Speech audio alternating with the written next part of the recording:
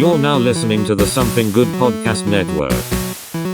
Please press any key to continue.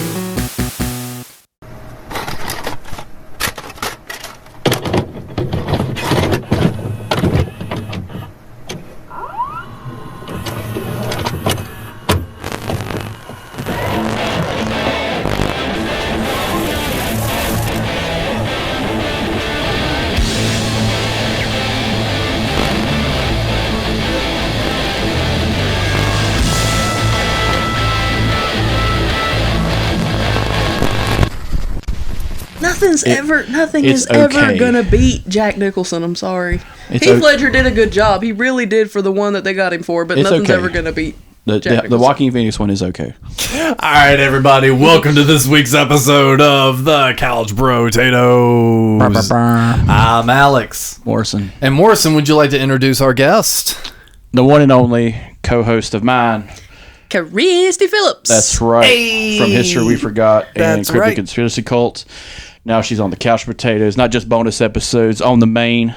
God damn it. Bum, bum, bum, bum, bum, bum, bum, bum. I'm somebody, Mom. She did it. She ranked up. It's all downhill from here. You peaked. Well, I mean, I figured for this month, it was rather appropriate we had to have her on. Yeah, we got to. It's Women's History Month. Yay! But yeah, this is fun. We're finally back doing regular episodes after our big roundtable episode that sounded like just a big old roomy mess. But that's what happens when we try to record a podcast with 5 people and like 3 microphones. Yeah. That's the way the shit goes. But hey, we've actually got enough microphones today. We did some playing around with a new little toy I got for the pre-show, and it sounds really nice. So be expecting some better sounding shit out of us. But moving on up. Yeah. Speaking of moving on up, though, our jobs have not, which is part of the reason why Chris and I have not been getting together. Just feeding the beast that killed me. Just Chris's job has swapped him over to like 6 days a week. Yep. I've had a bunch of manager mishaps, and Christy's been sick. When you work with walking petri dishes, the flu and COVID and everything else floats around all the time, and the flu caught me, and it hit me hard. Goddamn Utes. The Utes. Did you get your flu shot? No. Well, there you go. Actually, so interesting. I think the last time I had a flu shot, I was like maybe 13, and before that it was like even younger. It's like I've not routinely gotten flu shots, but I've avoided it. Well, the last time, I've never had a flu shot, and the last time I had the flu, I was in like high school, and it got me down for like 48 hours, and it was just annoying. It wasn't like brutal. This mess, I was at school because I had to do Ed TPA, and they have to film you. Yeah. Which is God's sakes. So I'm talking lessons for 2 days in front of these kids, and I'm having to be filmed, and I'm losing my voice. I'm barely standing, and the last day I did a half a day, and I had 102.9 fever before I left the house, and I had to go to school because I had to be filmed. Because damn it, you gotta be there for the kids. Well, this had to be filmed, and it had to be done, so I'm like, you know what, I don't care if I'm send my ghost in. I'm doing this.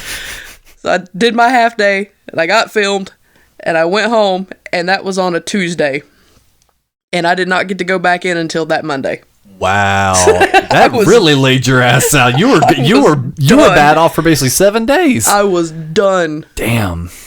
Yeah, no, I cannot remember the last time I was that sick. The last few times I've gotten sick, it's been like tonsillitis kind of bullshit, where it's this inflammation, dude, because I've always had like sinus snot issues, and if the change of the seasons, I get extra snotty. If I sleep on it wrong and breathe through my nose and mouth, it'll like irritate it, and then it just puffs up. That'll make me sick. But like actual, I feel like I'm dying, outside of a cold, I've not gotten that in years. Oh yeah, you best believe there's a flu shot happening next time they ask. I'm gonna be on the door. I'm here for a flu shot. Sign me up. Yep. You hadn't even gotten sick in a good while either. Like if I get sick, I go to the fucking hospital and die. That's not funny. Yep, it's not you. So I got a foot in the grave when it comes to that kind of shit. So. Yeah, but I can't remember like the last time I was like, "Hey, Chris, how you doing?" You're like, "I got a head cold." Yeah. I can't. I have never seen you with like a sickness or a cold. It's because of the drugs I take. I take retrovirals, which keep me from getting a virus. Oh. And I also take immune suppressants, which make when I get sick, that means I really am fucking sick. So, yeah, I have to deal with that kind of little teeter-tottering when it comes to that, because I almost died last time. Yeah, that was only slightly terrifying. Yeah, you weren't there. I heard about it though. I was friends with you. I knew about it. Nah, you wake up with shit in your, like tubes coming out of your neck and shit. You fucking signing to nurses that you assume know sign language.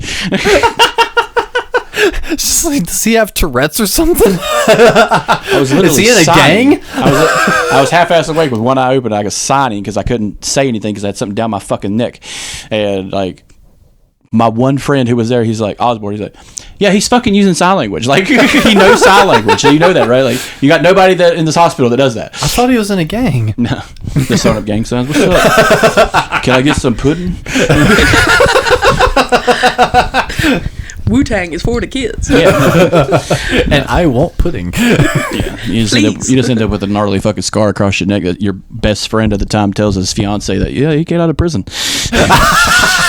I mean, what else do best friends do except for lie scare on their great fiancés? moments? Just scare their fucking girlfriends and fiancés. Like, you don't talk to him. Don't talk to him. He killed like 4 people in prison. That's how he got that scar. They got one on him, and he killed the rest. I mean, True story. I would believe it. Yeah. You're big enough. Yeah, look me in the eye then. No. Why is hey man, your girlfriend seems really nice. Why is she looking at the floor when she's talking to me? It's disrespectful. I mean, I still have not seen Dante since he touched your shoulder. No. He's lucky he still got a hand. And if you guys are curious about that, hopefully by the time this is airing, I've got my horrible taste test videos up on YouTube. I'm hopefully going to be getting that posted tomorrow as we're recording. It might have been a horrible taste test, but damn, it was good food. Pepperoni Oreos, folks. Horrible trash human beings. The smoke flavor off that shit was delicious. No, absolutely So not. glad I was not there. Oh, I got plans for another one. I got like a menu now of some new items. I'm like, get ready, motherfuckers. Yeah. I'm going to make some regular items too. That way you can cleanse your palate before we line up and taste them. Ew. It's no. I will say it's no tuna loops. I'm not even talking about that shit. That's horrible. Y'all are horrible for that. I don't forgive you for that. That's what I imagine a sunfish tastes like. Sunfish. Fruity, sugary, and fishy. Oh God, no. Fuck that. Fuck that. I usually try to have a little silly spin on something. That's all I can say to that is fuck that shit. That is horrible. That is repulsive. That is revolting. Fuck that. A nice chicken ramen with a sprinkle of fucking Fruity Pebbles. Fuck no. That might be all right. I could probably pull that off. All right. Much as I eat ramen, I could probably handle that. One day we're going to be sent a bag of fucking Japanese or Korean candies, and it's going to be the worst goddamn thing you've ever put in your fucking mouth. Well, I mean, we got some Japanese and Korean candies, and we still have a ramen to try as well. That's all you. Well, you don't want to taste test the ramen? I'm not a ramen guy. I'll do it. Never a ramen guy. Well, you got to come on back then. Okay. And with that, because we got a bunch of shit to roll through today on this episode, along with a few others, so we might as well not delay. We can hear that.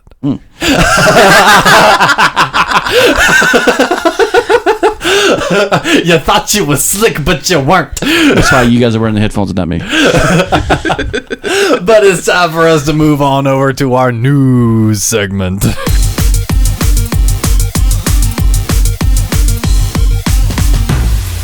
I will say there is a brand new news that I just want to bring this out. Logan Paul will be fighting Mike Tyson. Yeah. Well, okay. Is it really a fight? Yes. It is straight up real. Well, I'm sorry. Let me phrase that. Is this not just a beating on a little blonde-haired boy? Well, he's not little, for one.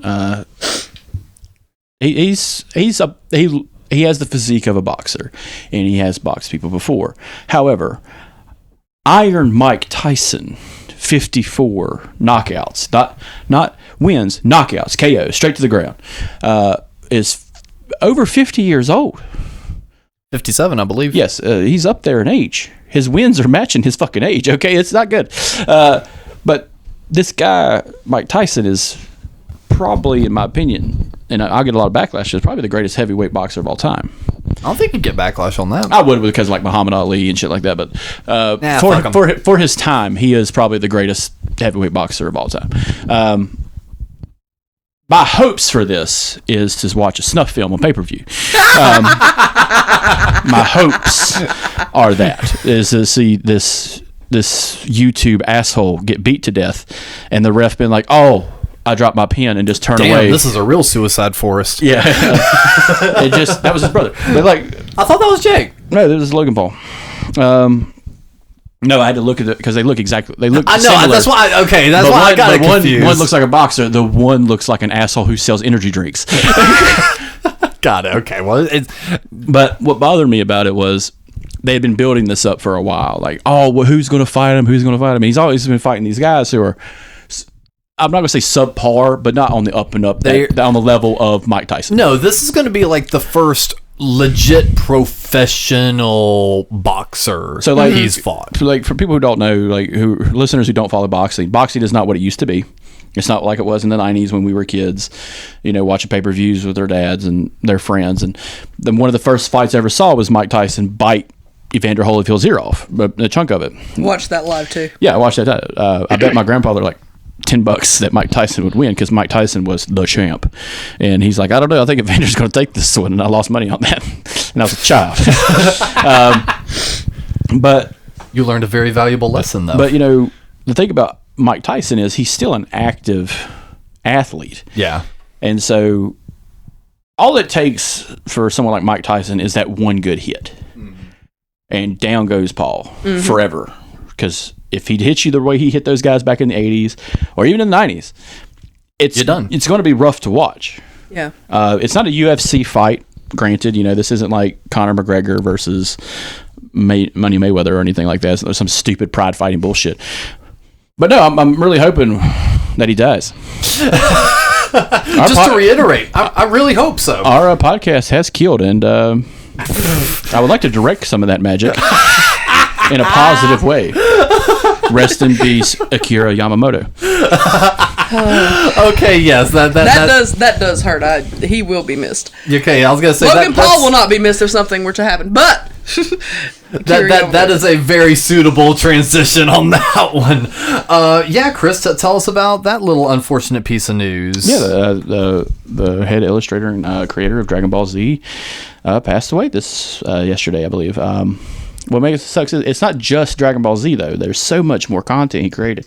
Any video game fans out there, Dragon Quest, that was all him. Chrono Trigger, that was all him. One of Super Nintendo's top 10 selling games of all time. He did the artwork for. He worked hard on those games. And, it's just sad that seeing a bigger figure like that from your childhood kind of go away. Someone who's created a lot of content, and we just recorded our anime episode that just came out not long ago. Mm-hmm. Talking about Dragon Ball Z, talking about our favorite animes and stuff, and it is more like surreal kind of here because like that guy, like this guy drew your childhood almost. Yeah. It's like kids in the 90s hearing that Bob Ross had passed away or something.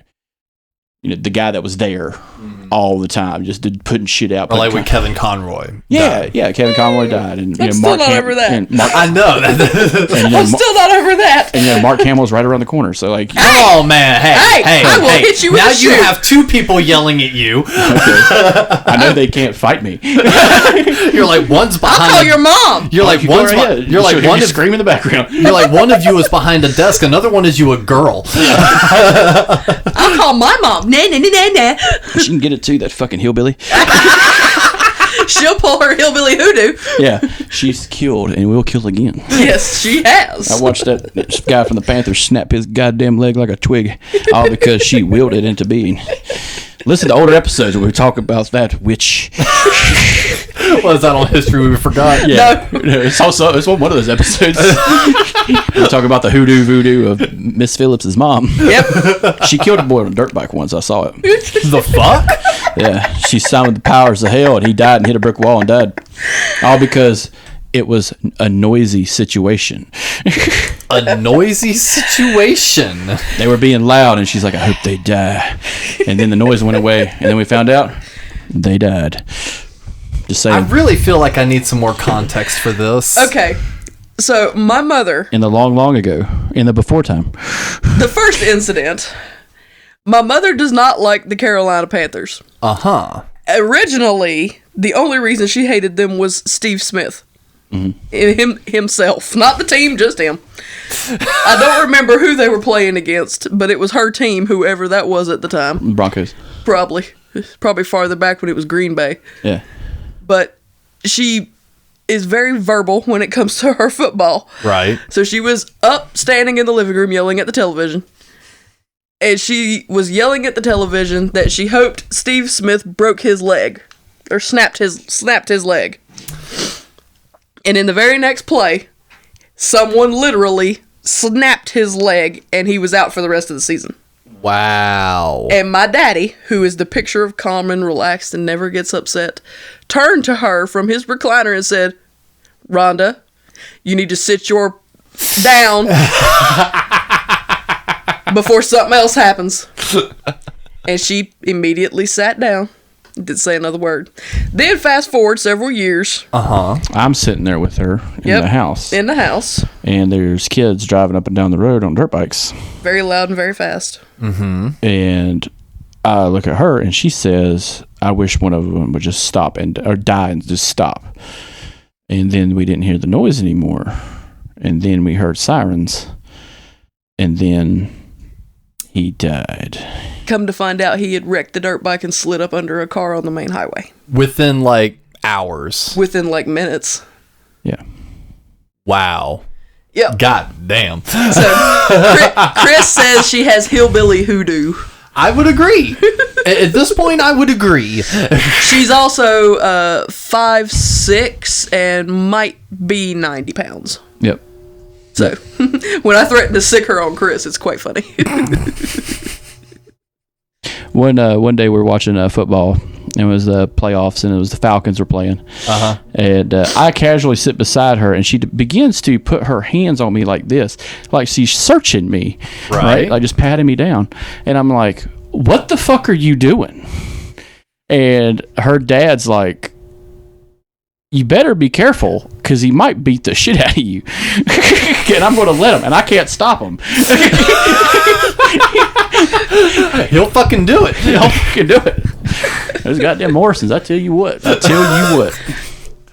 Well, moving on from that at least. But no, rest in peace, Akira Yamamoto. Yes. And Logan Paul. Posthumously. Rest in peace, Logan Paul's jaw. Yeah. Yeah, no shit. I hope he's handing out naps next week. I really do. No, it's in June. It'll be the weekend of Rimrocks, actually, when the fight happens. Well, you get to watch it on the big screen then. Hell yeah. Putting money down. And in recent news, we've gotten some new set photos from Joker 2. So we've known for a while, but yeah, Lady Gaga is going to be playing Harley Quinn. Yep. And Joaquin Phoenix returning his role as the Joker, which I guess we really hadn't discussed this much on here, but I don't know how I really feel about there being a Joker 2. I don't really understand what I know that they're going to be introducing Harley Quinn in the movie, but I'm really not sure what the whole cadence of the film is going to be going forward, because they haven't really said how many years forward is it, how many years, or is it going to be that far forward, from the last film, in time. So, but you said you hadn't seen it, so I don't want to say too much because Chrissy hadn't seen it. You're not going to hurt anything. Well, in the timeline, Bruce Wayne is a child when the movie Joker is happening. So he's an adult suffering from mental illness, but finally goes over the board. If you've seen the movie, you remember Taxi Driver with Robert De Niro? No. I haven't seen that either. Either way, it's Taxi Driver. Wow, hold on. There's a movie I've seen that you haven't seen? It always feels like every time these conversations happen, I'm the one that's never seen the fucking popular movie. I know everything about it, I just haven't seen it. It's just a man going downhill very quickly. This one just happens to be the Joker.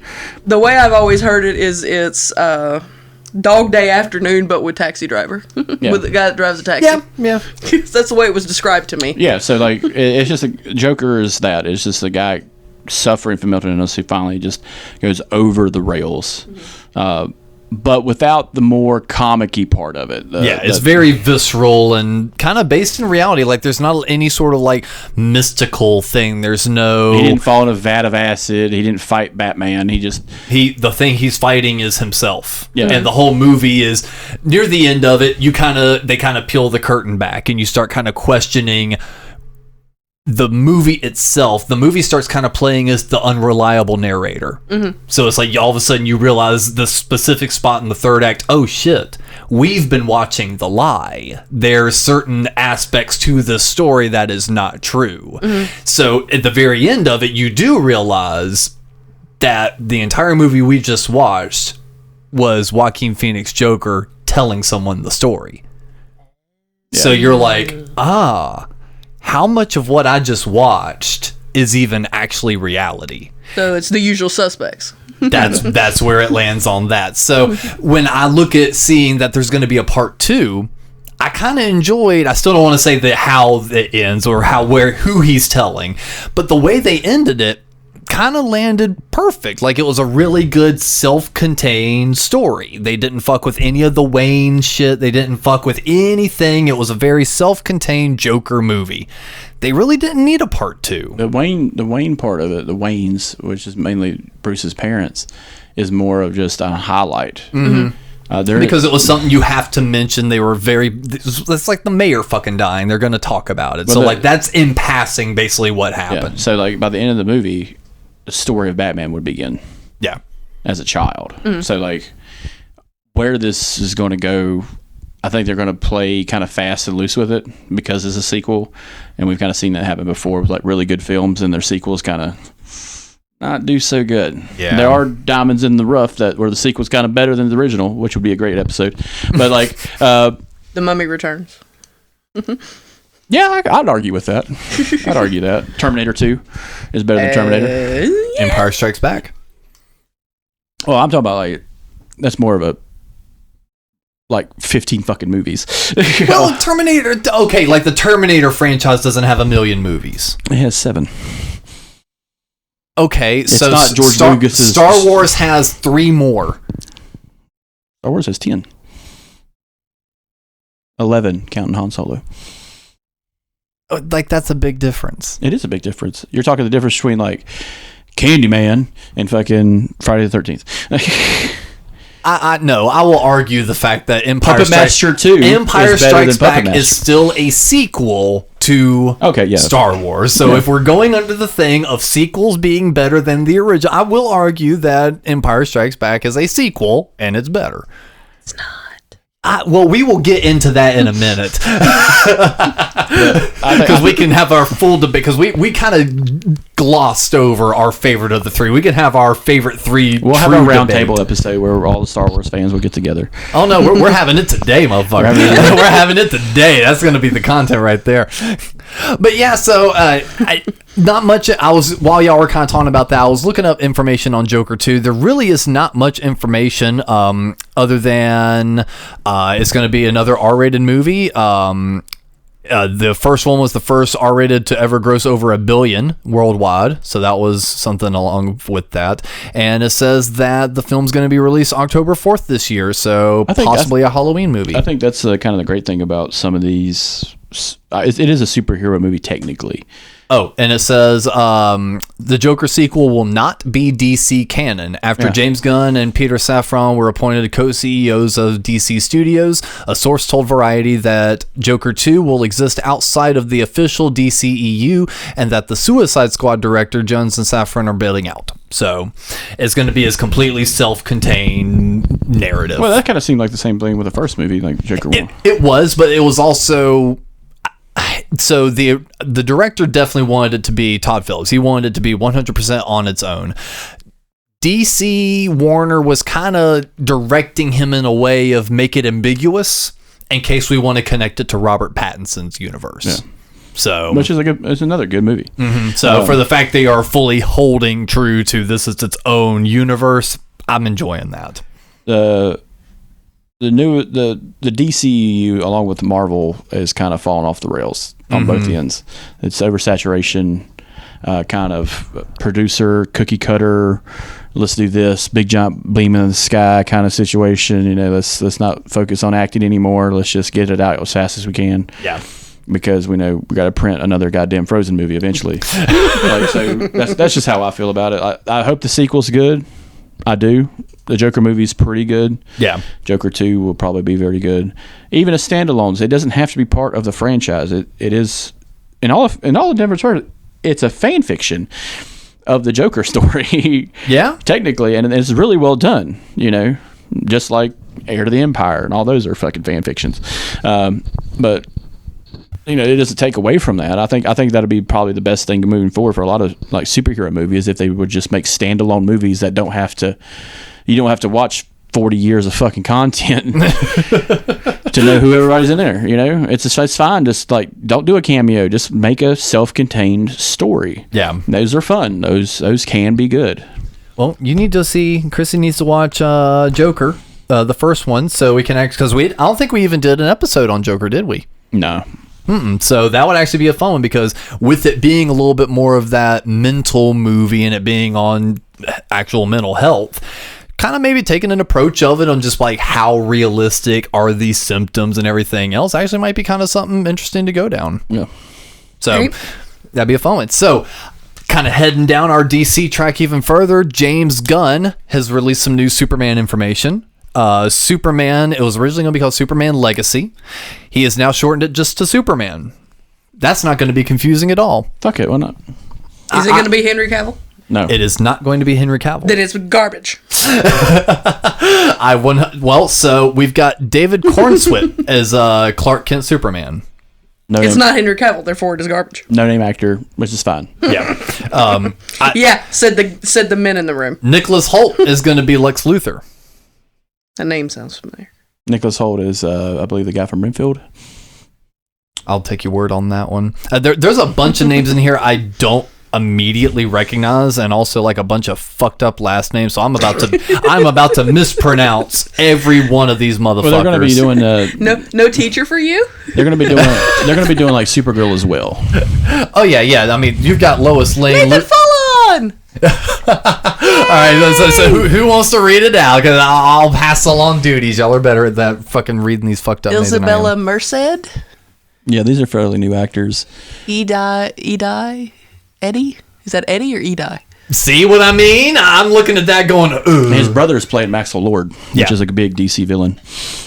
Yeah, so I mean, we're going to have Lois Lane, Lex Luthor, Green Lantern, Hawk Girl, Mr. Terrific, the Engineer, I'm no sure who that is, Jimmy Olsen, Perry White. I mean, we're getting a pretty decent little collection of characters. There's going to be a lot of cameos of heroes, which for a brand new superhero movie to cut out like that much, to put that much out, it's kind of a bolder move, I'll say. Yeah, it's not like, you know, if you're going to do Batman, like Robert Pattinson had 2 villains? Yeah. 3 villains counting the mobster. Yeah. But like it wasn't overwhelming like it would be with Batman Returns or some shit, you know, or Batman Forever, where you have 2 big villains that kind of make it over the top.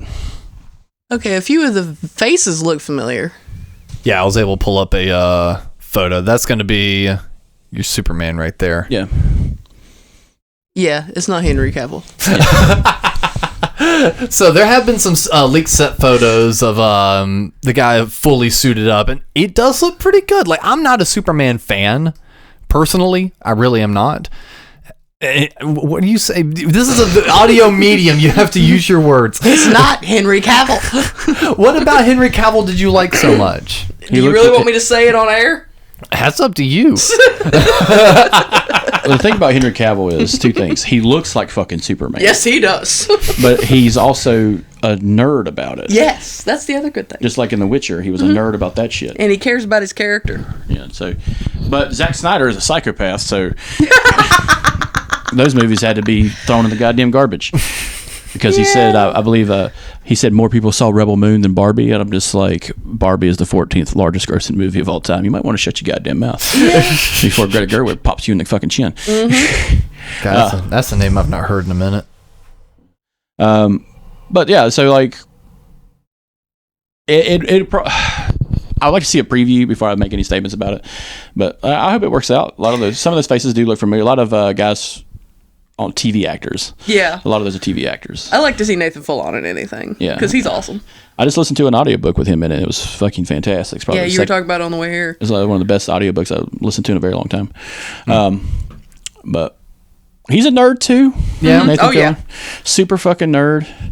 He's probably one of the first ones to have the big fandom come and be like revive his show, even though it's one season of a garbled mess. Yep.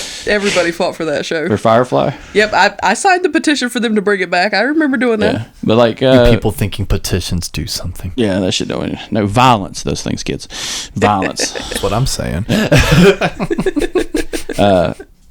But that they're doing the Supergirl movie as well. Yeah. It's going to be like right after this one. So I'm good for them for just rebooting it. That's probably what Marvel should be doing, is rebooting it. Well, maybe rebooting it after they get all the fucking properties together. That'd probably be the best idea. Maybe wait a year or so, just make sure you got a coherent kind of lineup. Yeah. Let the animated do the talking for a while. It's fine. Animation, you could do so much with animation. Now, I want to ask you this. So there was leaks of Warner Brothers with Batman Beyond, an animated movie from the guys who made Into the Spider-Verse. Have you seen the leaks for that? Yes, I have. What do you think about them throwing that in the fucking garbage?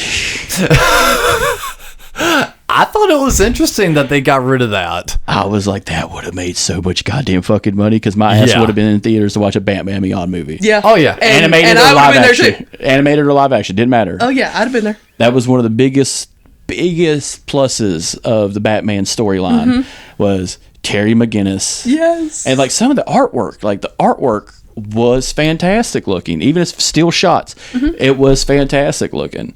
And the guys who did Into the Spider-Verse and all those animated movies did a fantastic job. It looked really good. And I'm just like, you know what, guys? Fuck it. Put it on. Make it and put it on YouTube, and make everybody watch it. Do what Ryan Reynolds did with Deadpool. Release a bunch of fucking videos of it, and everybody's like, "Why is this being made? You fucking pieces of shit!"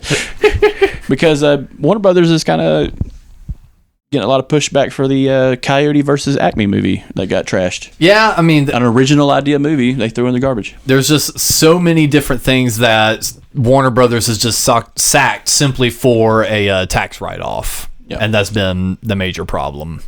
And like Will Forte from fucking Saturday Night Live was in it, in the movie, and he was like, "Man, it was one of the best movies he ever worked on." And he's been in a lot of movies. Like Will Forte is a comedic actor, and he's a background character, but he's worked on a lot of really good projects. And that coming from a late 90s, early 2000s Saturday Night Live alum, one of the all-star fucking teams. Yeah. That's pretty fucking impressive to say, hey, I was involved in this movie. This is the same people with Tina Fey, Amy Poehler, Will Ferrell, the bigger guys who made it out of Saturday Night Live alive. Saturday Night Alive! Yeah.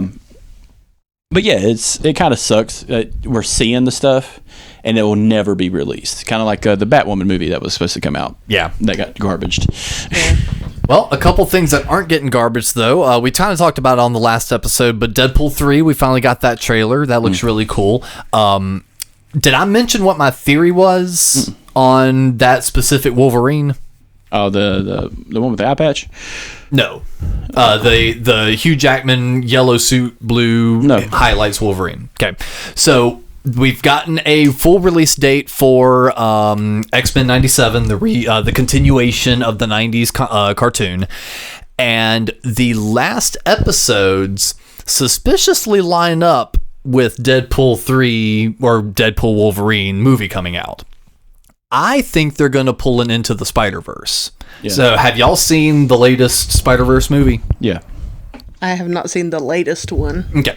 So without it being a spoiler, at some point in that movie, you see a live action Donald Glover as Prowler.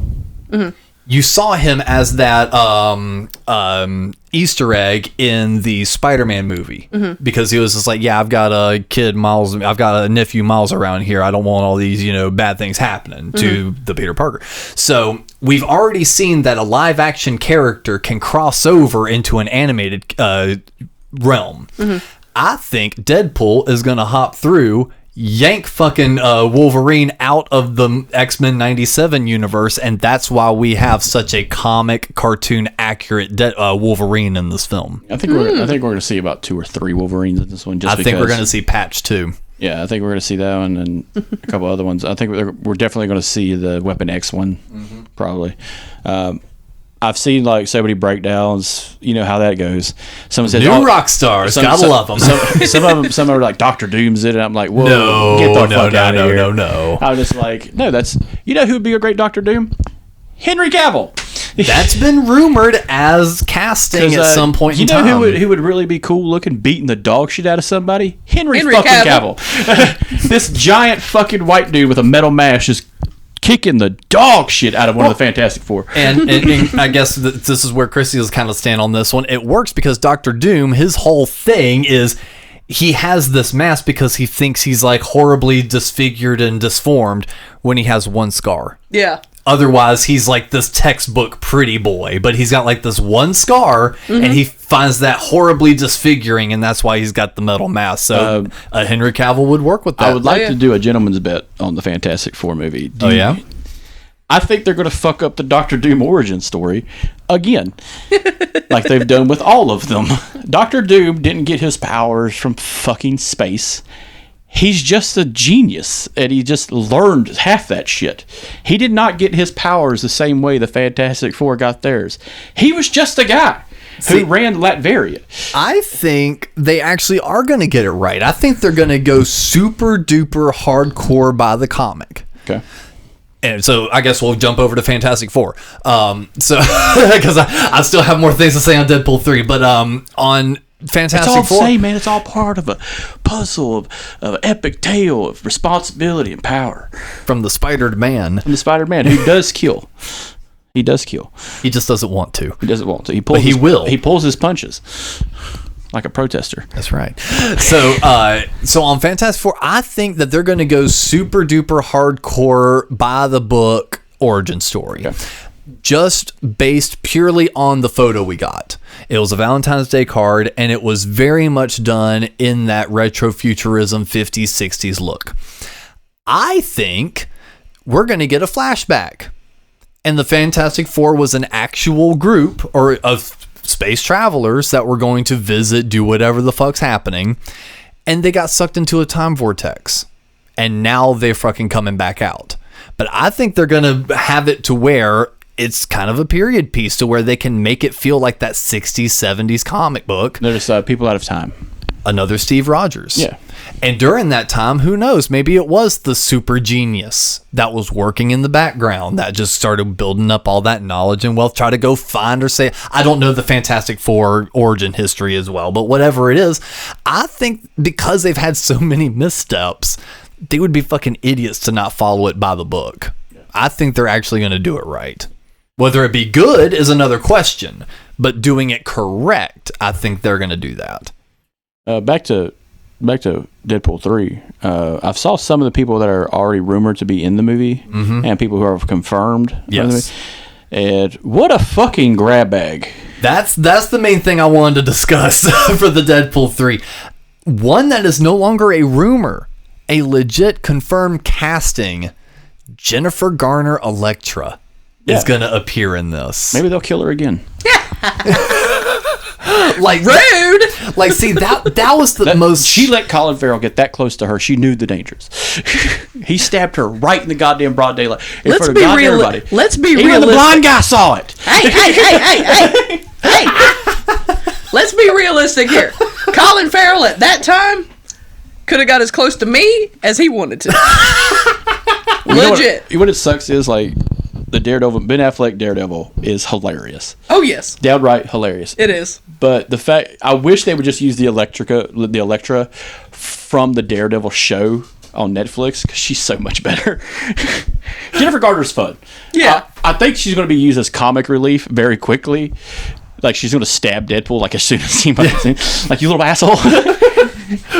Yeah, he'll probably make a joke about being blind or some shit, just to fuck with her. I just wonder if they're going to say anything about the Elektra movie.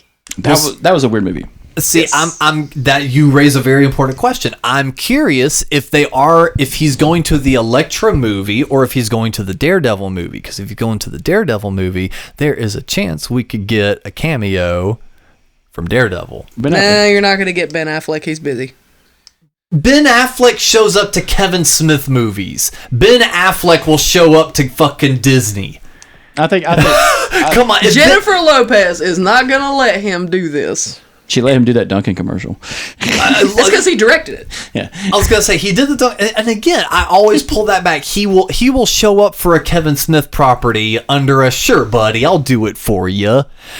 You don't think he's not gonna take the fucking opportunity to poke fun at his Daredevil? Not if he gets to wrap his arms around Jennifer Garner. Who says that's gonna happen? If that's even remotely the case, would you let your husband show up and potentially wrap his arms around his ex-wife?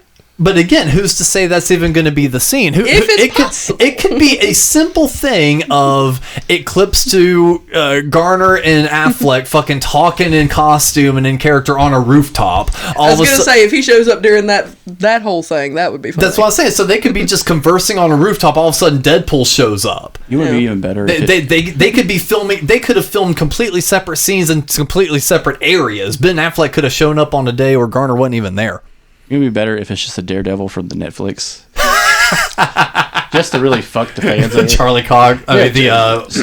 What's his name? Charlie Cox. Yeah. But it's just him. Because I liked him as Daredevil. He's fantastic. But no, some of the other characters I've heard rumored is Halle Berry as Storm coming back. Famke Janssen as Jean Grey from the original X-Men goodness, movie. we're going to have to tie Dad to his recliner. Yeah.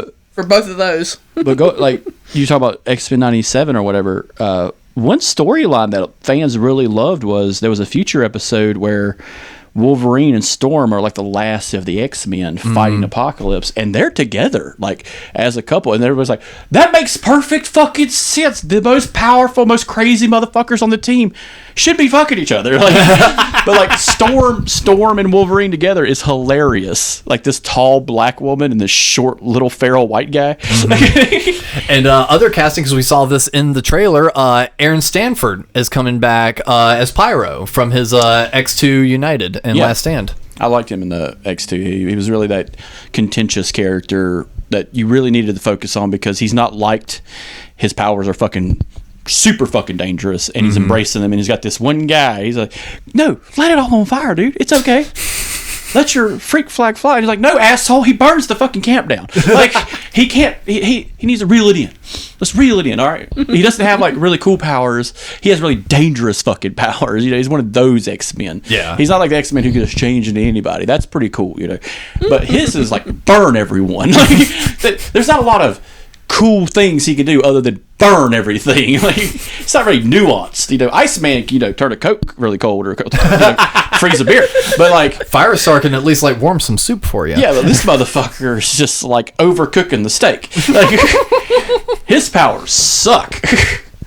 But I like the implication of this character though, because we saw also in the trailer did you see the trailer, Chrissy? Mm-hmm. Yeah. So we saw the dilapidated Fox Studios logo, and one of those breakdowners from New Rockstars pointed out that one of the scenes where Deadpool hides behind the tree trunk, raises his hands and goes, wait, that's the same tree trunk that Logan was impaled on in Logan. Yeah.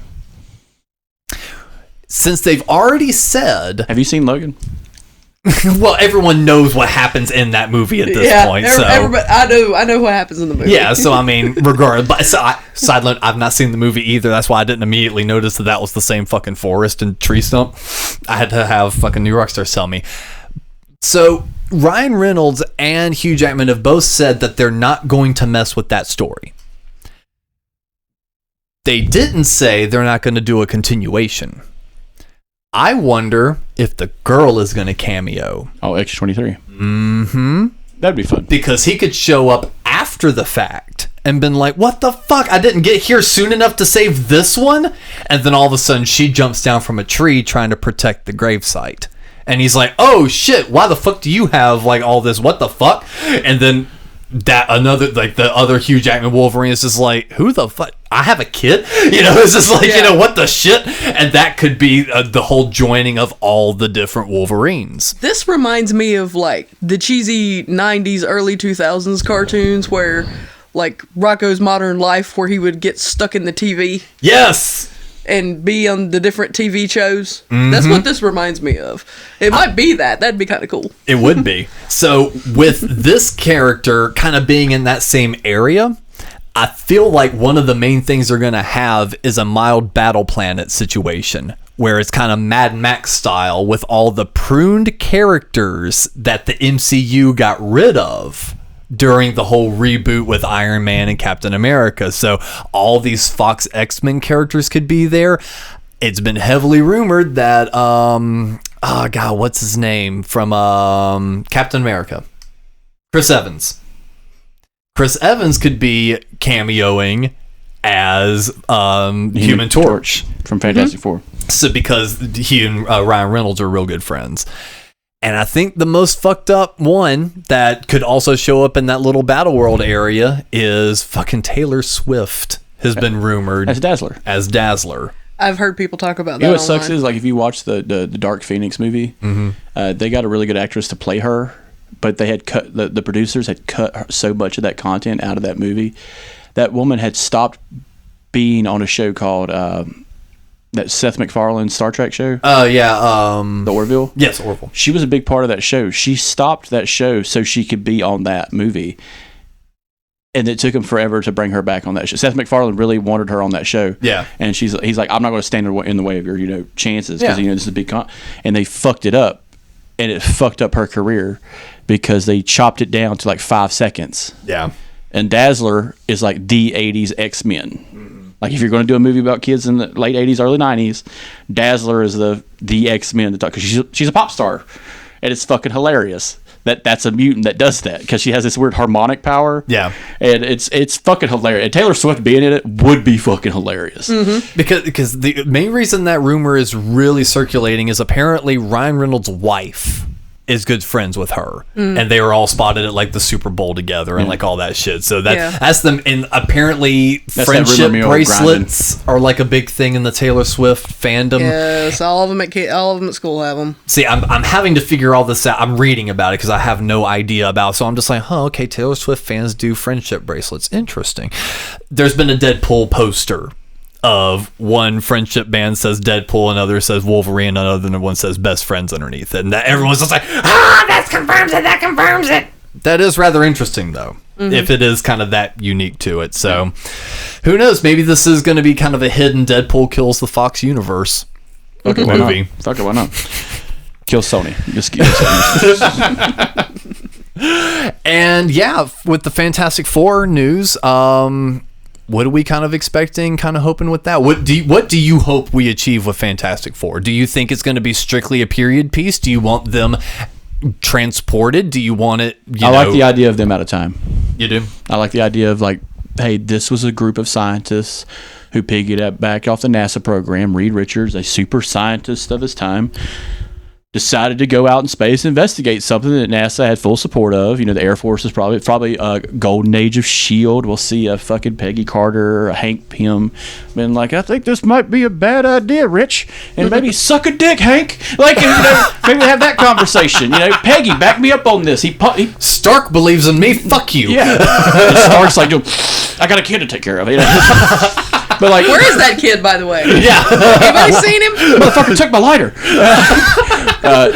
But like, I would love to see that as a team out of time. Let's say they find what's called the power cosmic, which gives them their powers.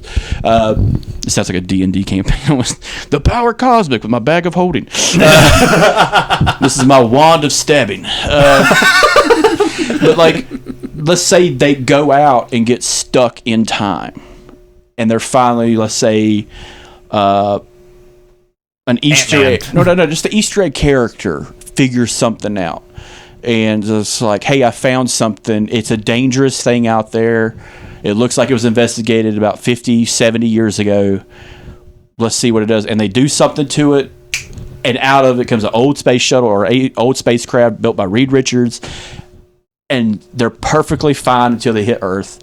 They get back to Earth and they start changing. That would seem like a great origin story. Don't put Doctor Doom in it throughout the whole goddamn movie. Just tell me the story of how these guys are having to deal with the new world that exists. Hey, what the fuck are the Avengers? What you mean aliens exist? That's fucking nuts. Like we knew that already. Like, we were coming here to tell you that. But like let's talk about this, and then at the end, Victor Von Doom is like, I think I need to defend my country myself, the Latvian country, because that's his whole thing. He's like, he has a country to take care of. It's not the world. He's not a villain to everybody. He's a hero to the people of Latveria. So why not just do that at the very end? That's how I would do it. But at the very end, who would you get to play Von Doom? You do Henry Cavill. You could do so many really good actors who play a villainous character behind a mask. And that's the hardest thing, I think, when it comes to someone like Dr. Doom, because somebody has to be very magnanimous, someone who's very over the top, like a Kenneth Branagh. Kenneth Branagh would be a fucking hilarious. What's his name that played Hannibal? Oh, Mads Mikkelsen. He's already in the Marvel Universe. He was murdered. He was murdered. There you go. Yeah, I'm in there. But no, like that's how I would do it. I'd probably introduce, hey, this is the next threat to the whole Avengers/Marvel canon, Victor Von Doom. Hey, because we've talked about Jonathan Majors. He did a good job as Kang. He did. He's out now, but he did a good job. So let's get someone on that level of very menacing, very shadows the room. That's who I'd want to play Victor Von Doom, because you want someone that's going to overshadow everybody immediately. Yeah. You want someone who seems like a threat, kind of like Michael Keaton as the Vulture, because he was scary. Oh yeah. He legitimately was scary. He's not just, hey, this girl's dad. He's also the most violent motherfucker in the goddamn car.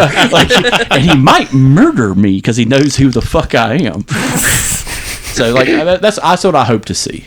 Yeah, I would agree. Did you care anything about Fantastic Four? It was never something that I got into. I didn't get into the comics. I always knew about it because I was the biggest Spider-Man fan, and Spider-Man #1 featured the Fantastic Four. I do have something I've been holding out for.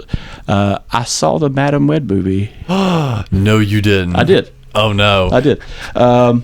I wish elevator review, because I still want to see it. We'll do a whole episode. I wish I was blind, so I didn't have to see it. It was terrible. That bad. It was bad. It makes no goddamn sense. Is it worse than Morbius? On par. On par. On par. At least Morbius, you saw people die. That was cool. The only saving grace about Morbius is they did do this special effect of him moving, which was a great adaptation of how you would describe his character. Everything else is garbage. Does he suck plasma from his hand, or is it a bite? No, it's energy. It's just he's an energy vampire. Oh, so I know enough of them already. Yeah, but you got Twitter, you got Facebook, you got Instagram, my ex. Yeah. But you the way they did Morbius, the way he moved was really cool. This movie is awful, but that's the saving grace of the movie is they had this really cool idea of how he moves and how he sees shit. Yeah, Madam Web does not have a saving grace in it. The whole time, the 3 Spider-Women you see, the costume design is perfect. Yeah. Them, how they move, how they operate is perfect. But you know how long you see them for? Like a half a minute? Yep. Let's make a Spider-Man movie that's going to tie in to not only Peter Parker, but Uncle Ben's in it. Uncle Ben's in it, and is paid by Ben Wyatt from fucking Parks and Rec. What a waste. What a fucking waste. Jesus fucking Christ. What a waste. I would want to, if I went to the theater, I would want my money back, and I want you to kill someone in front of me as recompense. That movie sucked. I'm glad I watched it the way I watched it. Okay. I have a feeling I'll be watching it the same way. The same way, you know? You gotta love the woo cams. Dude, there's literally cam footage of somebody in a theater watching it, and the whole theater is like booing, like throughout the movie. So instead of a woo cam, it's a boo cam. It's a community boo. Community boo. It's a society coming together with hate. Much like Germany in 1938. Like it's a community effort to hate. It's very well done. It brings people together. I think that movie's going to save us. As like they're the new Taliban. This movie is the new Taliban. We could all Republican, Democrat, white, black, men, women, they, whatever, can all agree this is garbage. Well, our common ground, the ashes of this shitbox. I definitely need to watch it so we can do a breakdown. And talk talk about just how bad it I'm is. not And we'll watching have it some again. fun with it. I hope I forget it. I hope I get Alzheimer's and forget it. Whoa! Whoa! It's so fucking stupid. Like I've seen dumb movies. I love an 80s horror movie. We love 80s horror movies. Wait. I just realized how I can measure it. Is it as bad, better, or worse than Play Misty for me? It's fucking worse. For those who don't know, Play Misty for me is it's like watching the most masculine man in movie history get raped by a woman. Like, it's dumb as fuck. But you'll see probably. I'm not spoiling it for you, but the reveal of Madam Web looks like an SNL sketch. No. It looks like SNL had saw the real ending and was just like making fun of it. Oh shit. The people in this movie are ashamed. Oh yeah. If they were Japanese, they would have committed suicide.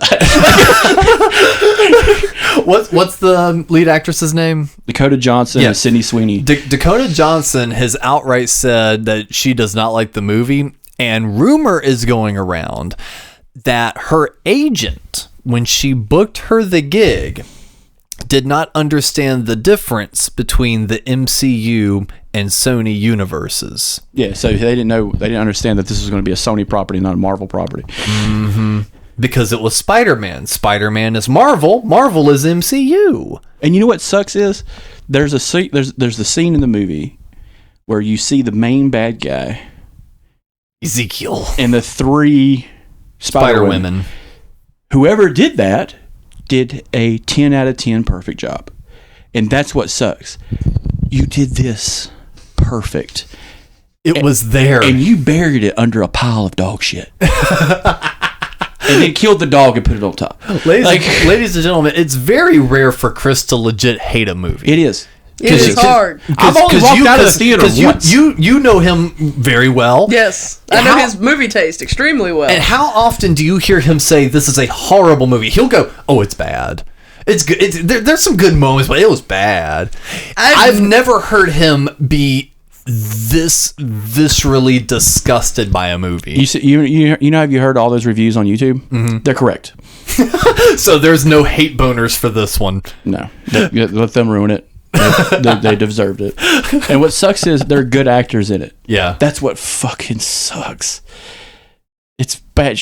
You're actually offended by it. I am because it wasted my time. The movie we watched. Even The Flash was so bad it was fun. Yeah, but it was a snuff film too. Like you got to watch the same person die like 20 fucking times. That's kind of neat. But like that's kind of like a horror aspect to it. This one just fucking sucks. And it like he's gripping his microphone harder. If Jim Jones was around today, he'd do it again. All right. Let's just be real. I get you. And it, like I said, that was just like Morbius. That was something cool in the movie. Yeah. Let's describe what these characters are going to look like in the future in the time of Peter Parker. Right. And Peter Parker is a 1-sentence reference. I've heard about that scene. And the main character works with Uncle Ben. And that's it. He's like, oh yeah, my. And don't we get Ben in the movie? Yeah, he's in the movie. Yeah, constantly. that's what I thought. And he's an idiot. Yeah. Well, of course, it's a guy. It's a guy character in a movie. He's got to be dumb. No, he's an idiot because they kind of foreshadow his death in a weird way. You have to watch this. I'm not going to explain it, but I'm just like, God, this guy's going to die like in the most Scooby-Doo fashion. Well, I think we've belabored that topic enough. It's time for us to move on over to our main topic, and we're keeping that little fucking Star Wars train running as a little recap with this.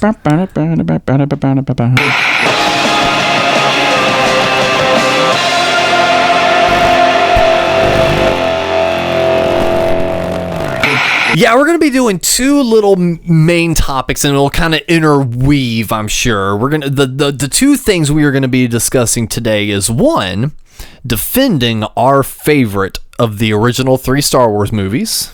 All right, put them up. And in the process of that, we'll also be discussing the special edition changes, because in each episode we've kind of briefly mentioned some of the minor changes, but I have a whole Wikipedia page pulled up. So, well, of course, we won't go through all of these changes. Some of them are rather negligible, but some of the more important changes we will go over. But of course, first Christy's been over here fucking lacing up her boxing gloves, getting ready. She loves a good Vietnam movie, I'll tell you that. Leading into our favorites, how many of these special editions did we see in theaters? Theaters? Yes. I saw first 2. Okay. Chris? None. You didn't see any of the special editions in theaters? Nope. We stuck to VHS and DVD. Gotcha. Watch his face when I say this. I went to Newtown Theater. That place is burnt to the ground. I know. Ash and mold I know. of a before time, a forgotten time. Yes. Even the cigarette outlet store is gone. Yes. The only thing left is the Dragon Golden. Yes, I know. Yes. Our town. Yes. I went to the fabulous Newtown Theater. It had 2 theaters inside, ground level seating. Ooh. The first movie I ever saw in theaters was Newtown Theater. It was Dr. Dolittle with Eddie Murphy. Excellent. First one that I went to go see there was the... Oh, no, I went to see 101 Dalmatians was the first movie I went to see The there. live action one. No, the cartoon. Oh, the long ago. I hear you. Oh, yeah. long ago. In the before, As if they've Yes. never re-released those movies as well. Yes, I am old, I in the know. before time. Yes, I am old, I know. But I went to see Star Wars when they re-released it. A New Hope and Empire Strikes Back. And the surround sound was busted. Yep. Oh, what the hell? Newtown Theater had a very sound issue Yes. The speakers were busted. because not long after that, Mooresville, the town south of ours, really came up with the Amstar 14. Oh, yes. The Amstar was the premier movie theater. It had I think it was like 10 theaters. Oh, wow. That's a big jump for compared, yeah. compared to the old school auditorium seating of floor level. Yeah. And how many do you think people could fit in the Newtown in one theater? Because it was a double theater. 30 probably? No, it was probably like 100 maybe. Oh, Yeah, okay. maybe. Okay. Maybe. Yeah. It was dual fucking doors too. So in each theater, it's like that makes no goddamn sense. Yeah. And you stuck to the floor. Yep. Ugh. Yep. Them sticky floors. But it was super fucking cheap. Oh, yeah. Oh, yeah. It was right there when the mall was defunct. That whole shopping area was defunct. God, it was like a tiered system of poverty. Because we went to the movie theater, and then you walked out the door of the movie theater and into LTO's, the greatest Mexican restaurant that has ever been. Structurally, it was dangerous because they built it on a ledge next to Highway 77, which wasn't reinforced. It was a hill that wasn't reinforced at all. So every time it rained, LTOs, it chipped a little off. if I recall, LTOs sunk into the ground, Yes. almost into the fucking interstate, Wow. because they couldn't afford structural engineers Yeah. to build this goddamn place. That's insane. That is wasting money. But it was such good food. It was. But yeah, that's where I went. I discussed, I only saw one, I only saw A New Hope, but I discussed that in our New Hope episode because that was the very first movie I ever saw in theaters. My mom was not a Star Wars fan. However, she pulled the whole, I'm not a fan, but you're gonna love this. You have to see Star Wars in theaters. And as a kid, I'm just like, theater. I was like maybe 5 or so. It's well, okay, born 92. Those were re-released. You were born in 92. Yeah, 31, baby. Yes. So old. Yeah, so January of 97 is when it initially came out. So yeah, I was like 5 or 6. So that was like the first legit movie I'd gone to. And I will never forget it because I puked. Because I had way too much butter in my popcorn. And the scene where Vader gets shot at the end of the Death Star and his cockpit spinning. Yeah, all the excitement, butter, and then that was enough to make this kid hurl. But yeah, same sort of scenario. Tiny little movie theater connected to a mall in Spartanburg, South Carolina. And yeah, that I've tried looking up some photos of like that era, and I think I found like one or two, and that sent me down a hard nostalgia trip. Newtown Theater in Statesville. Look at it. I was gonna say, yeah, I'll pull that up. It will make you laugh. It's Newtown with the E at the end. Yep. Newtowny. Yeah, so Newtown was connected to a shopping center, which was part of the mall that was on a hill. What's weird is behind that shopping center, you may remember this, is a little putt-putt course behind it. Yep. Imagine if you were trying to do set photos for City Confidential. That little putt-putt course would be a great photo. That would be it. Yep, I found it. That's the outside. It just basically, it almost looks like a VW hall. Yeah, so like there's a YouTube guy who tries to get in there after it's defunct. Oh, his name is, because literally as you said that, it popped up on my page. Let's see, his name. Wonder if he got in. He almost Hitchhiking Yeti. Yeah, so he gets the camera real close, and you actually see like mold and like moss growing inside that motherfucker. Oh, yeah, because wow. he goes to the whole thing. He tries getting to the cleaners, the Harris Teeter, home furnishings, rack room, Dollar General. Yep, that's our hometown. Roses. Oh, there's El Tito's or Tio's. LTOs. Oh wow, yeah, we could watch this forever. But one of the things to kind of lead into that is Chris was it strictly y'all just stuck with VHS and DVD is the reason, or did you hear about the special edition and was just like, nah, I'm not interested in that? So the first Star Wars movie I ever saw was A New Hope. My dad had recorded it off HBO, but it was the most original one at that time. Yeah. The VHS special edition hadn't come out yet. So what you saw was probably the most original. So we had that on VHS, and if I was sick, I'd put it in VCR and watch it and just, sit in my bed and fucking play my toys and, get better. But I remember one time watching it, I finally paid attention to it because our dog attacked me one time. And it bit me pretty good. And my dad freaked the fuck out and took me to inside the house. And we have bunk beds in a little single wide trailer. So I'm sitting on top of the bunk bed watching this movie while my dad's debating whether or not to kill this fucking dog. But that was the first time I actually paid attention to it. And there was no special CGI in that one. It was all puppets. It was everything. Even because I had watched it a little later when we had working VCR. I put it in and it was still working. But there was no special CGI stuff. It was all still Lucas, Industrial Light and Magic and stuff like that. So what was your opinion when you heard they were re-releasing it with the updated CGI effects? At the time, I didn't care because I didn't really have a dog in the fight, really, because at that time, episode 1, 2, and 3 hadn't come out yet. But I was a Star Trek guy. I watched Star Trek with my grandpa.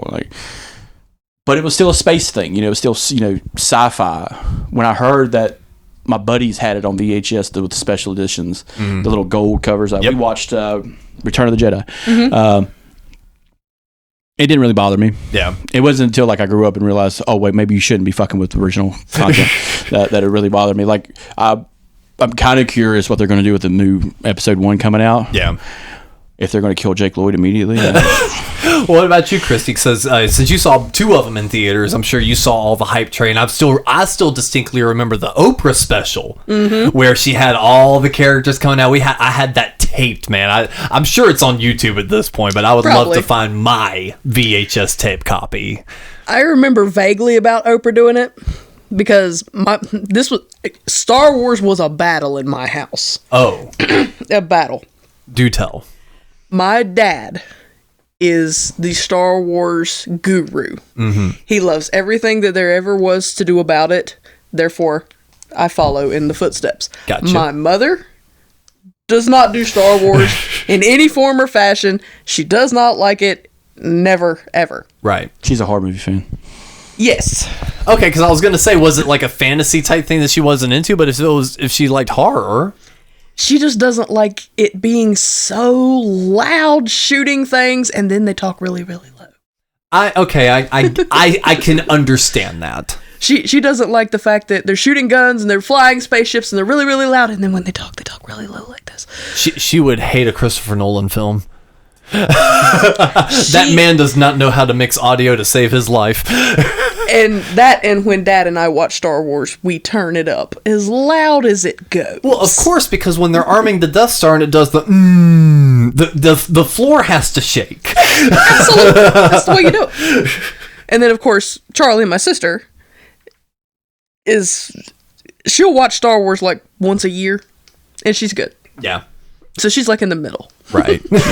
She's more of a Top Gun kind of fan. Oh, yes. She does love her some Top Gun. So what was the father's opinion of the special edition with new CGI and everything else? When the new stuff came out, I bought the DVDs. Mm-hmm. But that was because I have the original VHSs, and I was terrified that if I kept playing them, they would break. Mm-hmm. So I didn't want to play them anymore. So I bought, and the only ones I had were the new ones that came out with the new stuff. And I'm like, well, let's just see. It can't be that bad. I throw them in, and me and Dad are watching them, and we're going, wait, that wasn't in there before. Why is this here? That monster looks weird. What is this? Well, see, I thought you saw those in theaters when they re-released them. Well, I did, but I was little. Oh, okay. So I was just excited to watch it in the theater where it's going to be loud and big and yay. Gotcha, okay. So I'm watching this, and I'm going, why is this here? Why is this here? And Dad's watching it, and Dad saw the original, the OGs in the movie theater. Oh, yeah. And he's going, that's not there. Why is this here? Why is Jabba the Hutt out walking around? That's when Dad lost his stuff. He's like, why? He sat up in his recliner and said, why is Jabba the Hutt out walking around? And I'm like, I don't know. I love it. He's like, what have they done? What have they done to my movies? I'm like, Dad, George Lucas is looking for more money. I don't know what to tell you. See, I find that so interesting, though, because I must have the unique experience on that. Even though I was that young, I immediately noticed a difference. Because I noticed if it was something big. But see, even at that time, Return of the Jedi was my favorite so much that I knew immediately when they did something different with it. Yeah. Like, A New Hope and... This Ewok was supposed to decapitate a stormtrooper. They just took that out of there. That's bullshit. This Ewok turns left when he goes out of the woods. This one was smoking This cools, isn't not right. Marlboros. That's fucking bullshit. Absolutely. Lando cracked open a Colt 45, not a Budweiser. They're changing the Mithra. The Mithra. The sand monster doesn't have 15 tongues and And a beak. and a half a beak. and a split almond for a mouth. What is this? Is that a pistachio? Are they trying to sell pistachios now? No, and I totally get you on that because before I saw that in theaters, that wasn't my first exposure to Star Wars. Mom was just like, you will want to see this in theaters. But she had found A New Hope on VHS, but it was the one with the blue font, half of Vader's face. So it was the original version. That's the ones I have. Bingo. So I had just that. I didn't have Empire Return. I just had the first one. So when I saw A New Hope in theaters, as a kid, I was even pointing it out, being like, Mom, that's different. Mom, that's different. And even she was getting annoyed at the end. She's like, watch the movie. Yeah. Enjoy the cinematic masterpiece or shut the fuck up. Yeah. But even like small things like the explosion, they kind of changed that. I noticed the explosion was different because I always loved the ending and all that.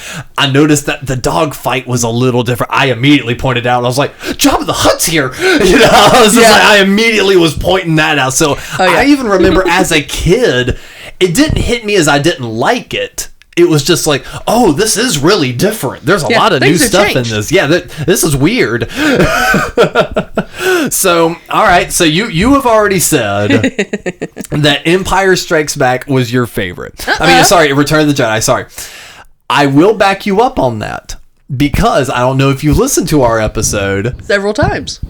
That was my favorite growing up because shortly after that, Mom did get me the gold tape box set of all three. So I finally had all three. I liked the new dance number. I liked all the shit. Chris is like getting ready to jump across this table. I don't like the new dance number. As a kid, I liked the new dance number. I liked the little fuzzy. I liked the fucking like roachy, fuzzy looking character. I liked him. I thoroughly enjoy the Return of the Jedi movie as a kid, and that was absolutely my favorite. But as time has gone on, I've always flipped back and forth.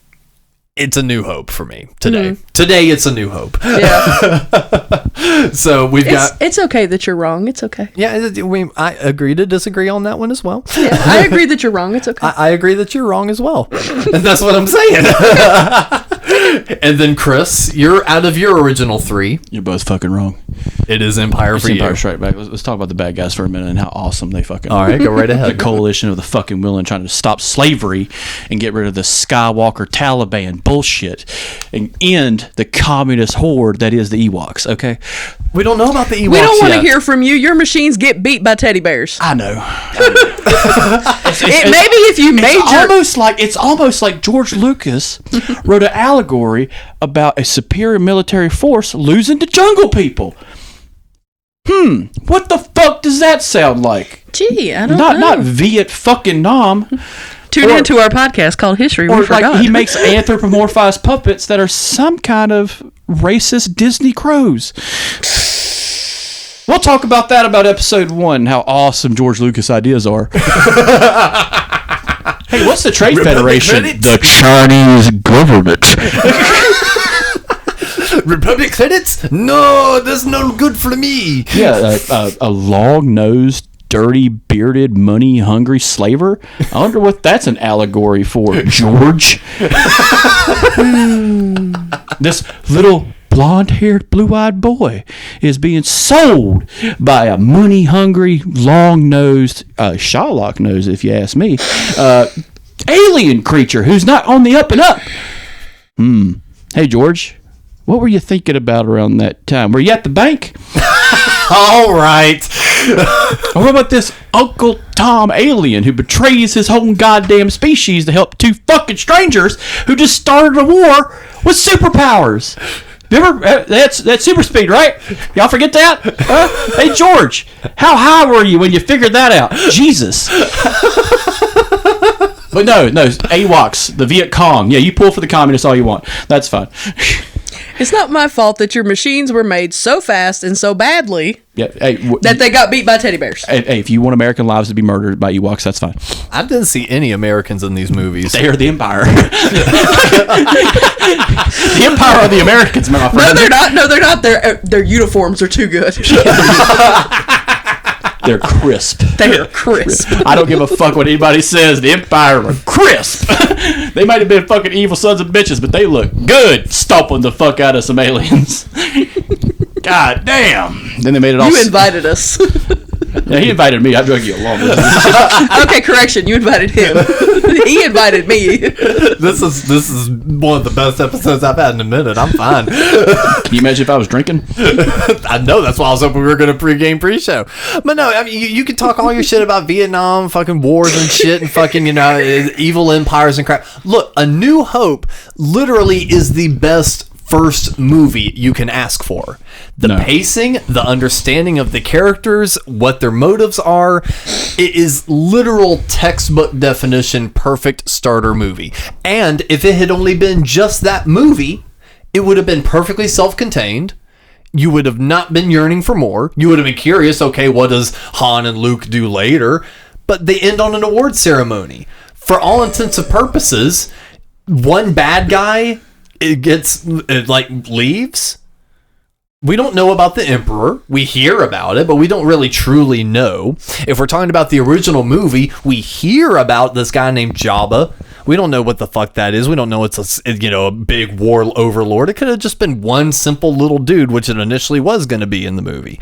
So we don't have this idea of this bigger, greater universe until the world building happens in Empire Strikes Back. May I? Well, there's no may-I's here. I'm not asking you, I'm asking him. We just jump in. Because he looks like he's getting ready to go, so I figured I would. No, you go ahead. It's okay. It's almost as good as Dune. New Hope is almost as good as Dune, which he fucking stole from. Okay, I agree that he did. I agree that he did. I really think you had to have a sequel. There's no way. You couldn't have just left that alone the way it was. The good guys get their reward and the fucking big battleship's blown up? What but loose you leave ends are Vader there? spinning out in space. There's no way. One loose straggler. Oh, come on. Not that straggler. One loose straggler. Not that guy. Yeah, but at the same time, I mean, we don't understand Darth Vader's full power. All we see is, okay, this is the hard part of these kind of conversations. You have to think and imagine. And Chris sets his microphone down. Well, no, because he was heavy breathing because he wants to kill me right now, and we were picking it up. No, so we have to imagine a world without any of the other movies. Okay, so we see stormtroopers. Mm-hmm. Look at a stormtrooper and look at Darth Vader. Mm-hmm. You could perceive Darth Vader as the overlord of the stormtroopers. Mm-hmm. He has black stormtrooper looking gear and a cape. You see him in a boardroom talking shit to a bunch of other people, talking doing about what everybody has ever wanted to do in a meeting, which is force choke someone. Yes. Moving on. Absolutely. The only mystical thing we see from him is actually overshadowed by Obi-Wan Kenobi. Obi-Wan Kenobi fucking vanishes. Mm-hmm. What do we see from Vader? A slow, lumbering character that can barely swing a lightsaber. He's being fucking bested by an old man. We don't understand how big of a character Vader is, again, until Empire Strikes Back. Overlord of the Stormtroopers. He lost all the Stormtroopers. His battleship's blown up, along with the actual evil in the movie, Tarkin. He's dead. And the good guys get an award. To me, that feels like a wrap-up. I don't know. It doesn't feel finished at the end of it anyway. Not to me. I think the problem with that is, on both sides, is we're speaking in hindsight of a and that's why I'm saying you kind of have to imagine I'll the time and place of that. Context of 1979. You're watching this goddamn movie with Eric Foreman. It's like you're watching this movie and it's like, holy shit, this is a great fantasy story. I hope he makes more. And then you've got Hyde, being like, bullshit. Movie's lame, man. Fucking drug runner with his pit bull and his fucking lonely farm boy and space wizard. Fucking lame as shit. Sounds like a Blue Oyster Cult album. Sounds like a BOC album. Might have been. But like, we do speak of this in hindsight. All three movies are fantastic. These are the baseline we have for the mythos that is Star Wars. Yes. The Star Wars. Well, you've yet to state your case on why Empire is the best. I mean, Return is the best. I think, and Chris does not agree with me vehemently, but it's too cute. It's too cute. I was going to say, Chris and I spoke our word. Now it's your turn. You got to let loose. The reason I like Return of the Jedi better is Luke Skywalker's my favorite character. And that's because... he's Aryan. No. I was going to go to Tashi Station to pick up some power converters. The reason... this is just my own problem. I spent a lot of my childhood watching Star Wars. I was very sick when I was younger. And I spent a lot of time watching Star Wars because Dad always had Fridays off because my dad and Chris's dad worked at the same place. And Chris's mom worked at the same place. And they always had Fridays off. And if I was home sick, Dad was home. And I'd be sick as a dog on the couch. Dad would be like, "You watch Star Wars?" Yes. Watch Star Wars. And I identified with Luke Skywalker a lot because I could see him starting out as a punk kid that don't know anything. And all of a sudden, you have to be an adult. You don't have a choice. And you're lucky enough that there's somebody around you who can help you, but it's not going to be easy. And yeah, you can whine and cry about it in the beginning, but eventually you don't have a choice. You're going to have to just buck up and be an adult. And join the Taliban. Stop it. And so far, I'm hearing a great case as to why A New Hope's the best movie. Well, you're doing a great job. Thank you. Right now, I'm already past The New Hope, and I'm going into Empire. Everything you just said is A New Hope. You just explained why A New Hope is a great first movie. Yeah, but by the end of A New Hope, he's accepted. Okay, now I gotta learn all this stuff, and I've got to figure it all out because there's nobody here but me now. And I've met all these nice people who are my new friends, and we can work together, but in the end, it's technically just me, but I gotta take care of these people too. Then you get Empire, where he's trying to figure everything out, and then he's also trying to figure out how to be a human being. And he don't really do a good job. He makes some mistakes, but we all do. Which is the whole of Empire. And then by the time Return of the Jedi shows up, the first time you see him, when you left him in Empire, it wasn't good. Everybody was kind of in a bad spot. By the time you find him in Return, it seems like he's got it all together. And he's doing better. It's not exactly the biggest win. It's not the best plan, but things are okay. And he's doing better, and he seems to be more adult, put together, making good decisions, and doing what he's supposed to do. He's adulting the way he's supposed to be adulting, and realizing that I finally figured most of it out. I've just got to tie up the loose ends before I can do everything I'm supposed to do. And it's life. And that's the way I see it. And that's why I always stood there and looked at it as, I want to do it that way, because that's the way it's been with me. You don't always do it the right way the first time. Like kissing your sister. No, I've never kissed my sister. Well, Luke did. No, I've never kissed my sister. Iredell Statesville Schools. I have never kissed my sister.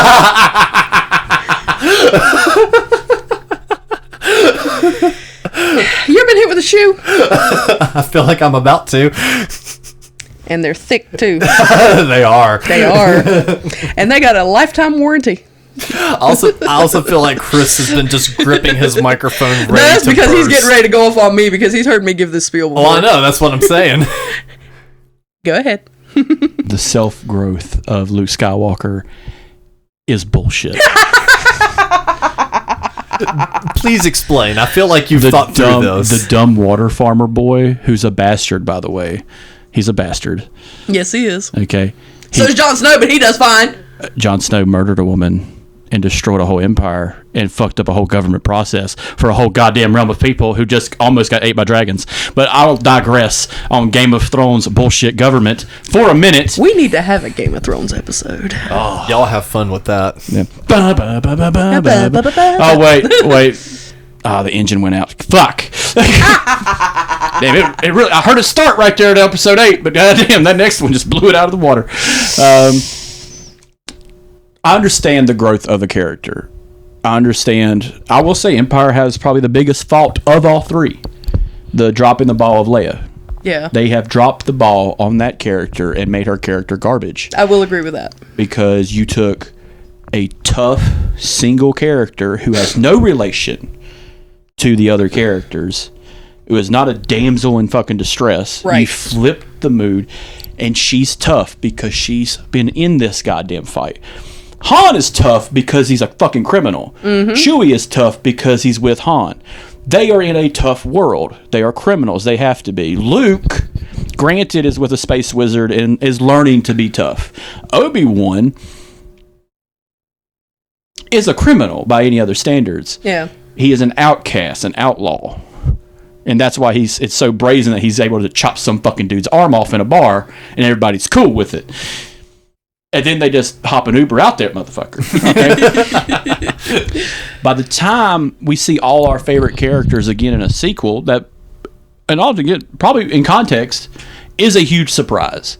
Oh my God, another Star Wars movie, but they ended it on a high note. The heroes won, the bad guys lost. You know, there's no reason. It's not like the fucking Hobbit or the Lord of the Rings, where there's still a fucking dragon, an evil man at the end of the fucking rainbow. Okay, so when you're getting that, it's, hey guys, there's consequences to fucking up some shit. Yeah. Guess what? The bad guys weren't all in that one space, that one base.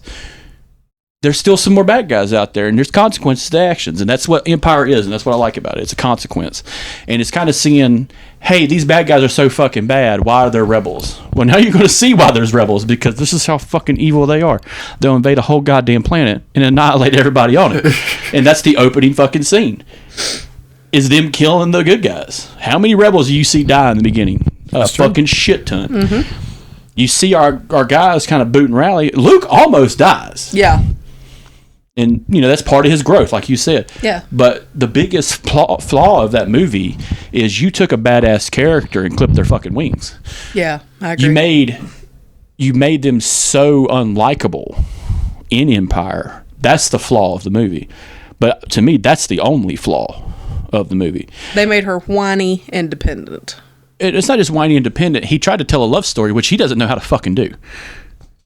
He doesn't. I'm tired of that being people talking about how great George Lucas is. He's okay at writing certain storylines, but he's terrible at. You ever watch an Indiana Jones movie where there's a second bitch and then another bitch and another bitch in a movie? You know why? Because they always fucking die or disappear because he doesn't know how to write a romance story. All he had to do was keep Leia as Leia, not Leia fucking Skywalker.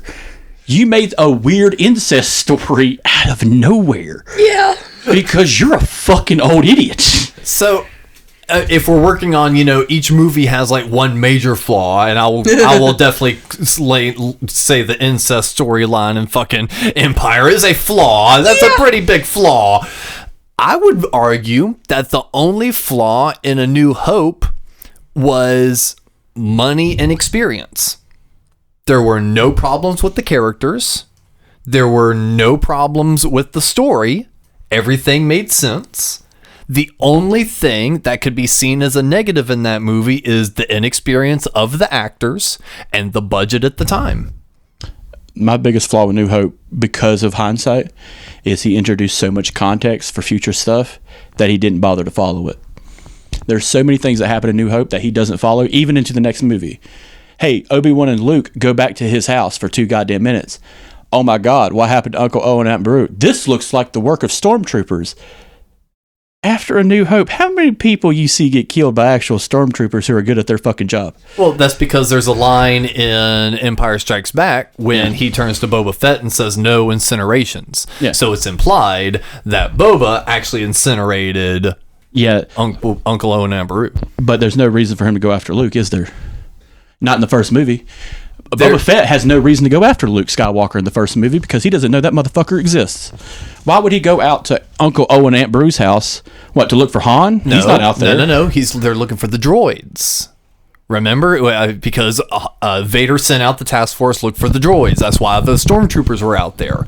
If he does not believe that these stormtroopers are finding anything, which they weren't, I think that's kind of he would send out a mercenary to, hey, I got a fucking location on this bitch. There's a fucking R2 unit. I know how to hack these. It's fucking as easy as to hack an iPhone as I can hack this fucking, astromech droid. I found his location. Fucking go get his ass. I think that's more of a stretch on just context. It is. But we're getting verbal context from the main character, Obi-Wan Kenobi, who said stormtroopers did this. Exactly. So that's what I would have to go off. That's what I'm going on. Yeah. Another context is we know the Force exists. Okay, why aren't we seeing more of it in the next movie? Why isn't... We do see a lot more in Empire. In the next movie, we don't see the Force from Luke that much. Luke hasn't really mastered the Force, and he's barely showing much training with it, other than him killing a fucking giant ape man. But that's just him, sucking that motherfucker back to his hand. You see Yoda... So now we have a context that there's a hierarchy of the Jedi Order. Okay? By the time Return happens, your hierarchy's gone. He's dead. And he's not really passed on truthful information. You've told us about how great the Jedi were. You told us about how they fought in a clone war. In passing, Han Solo says it's all bullshit. That's fine if you want to contextualize down to one movie. But once Return of the Jedi comes out, everything that's damn near said by our dead character, Obi-Wan Kenobi, Yoda, in Empire, it's all Fugazi bullshit. The only thing that matters is our main crew, who are terribly written through Empire and Return of the Jedi because you clipped their fucking wings. You made them too badass. Because, think about this, 4 people, 5 if you count Obi-Wan, destroyed the biggest military base in the galaxy. 4 people, a ragtag group of strangers got together and slaughtered probably 1 million people. Okay, that's a cool fantasy story. That's what it is, a fantasy story. Empire happens. Well, now we're going to hunt down these fucking terrorists. All intents and purposes, that's what they are. From the idea of the Empire, they're terrorists. By the time Return of the Jedi, they're on their heels, they're on the run. But they haven't learned nothing. He terribly wrote those characters. Hey, this is how bad the Empire is. Leia could have been like, We need a great plan, not just, let me just walk up to a mobster's house, knock on the goddamn door with this pit bull and say, hey, let me get my buddy out of here. And I got another buddy over here who hates my friend who's in carbonite, by the way, who somehow just changes his fucking mind out of the goddamn blue to save Han Solo. All because Darth Vader reneged on some bullshit on Cloud City. This deal is getting worse by the minute. Shut the fuck up. I should murder you. I could kill you right now. I could kill you and burn this whole goddamn place to the ground. I don't give a shit.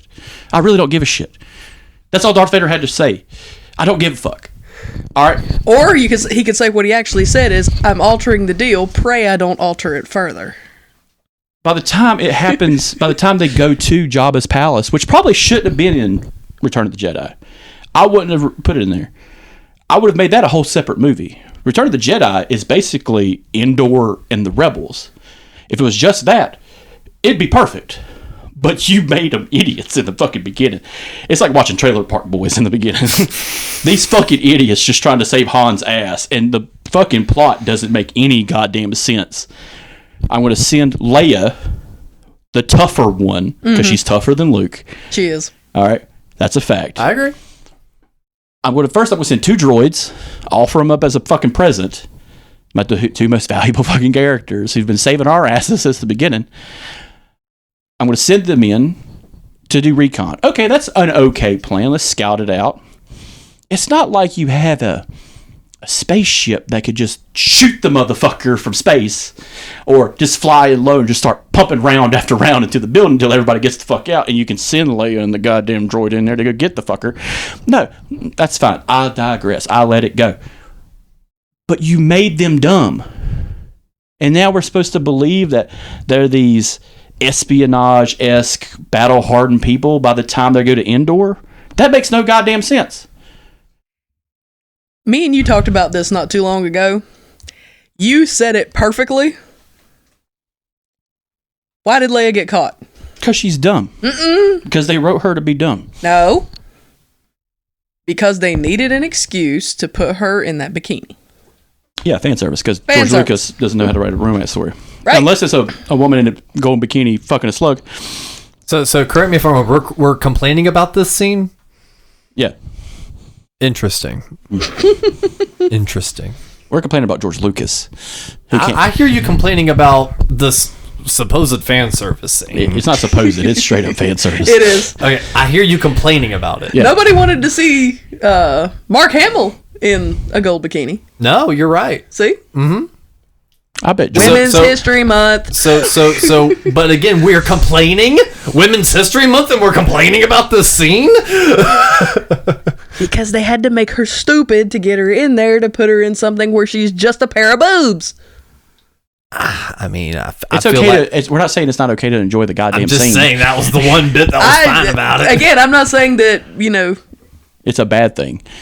Not in I'm not saying that Carrie Fisher should not be appreciated. That's what I'm hearing right now. But I'm saying, as a character, Princess Senator Leia Organa should be appreciated. You're like, let's throw some respect on the name as we're talking about a bikini scene. Just saying.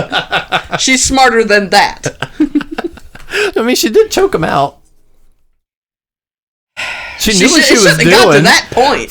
It should not have been to that point. And the fact that we get these, even in special editions, we talk about special editions, you brought it up in New Hope, where they show Boba Fett kind of nodding. Yeah. Like he's this Billy badass, like to the fans.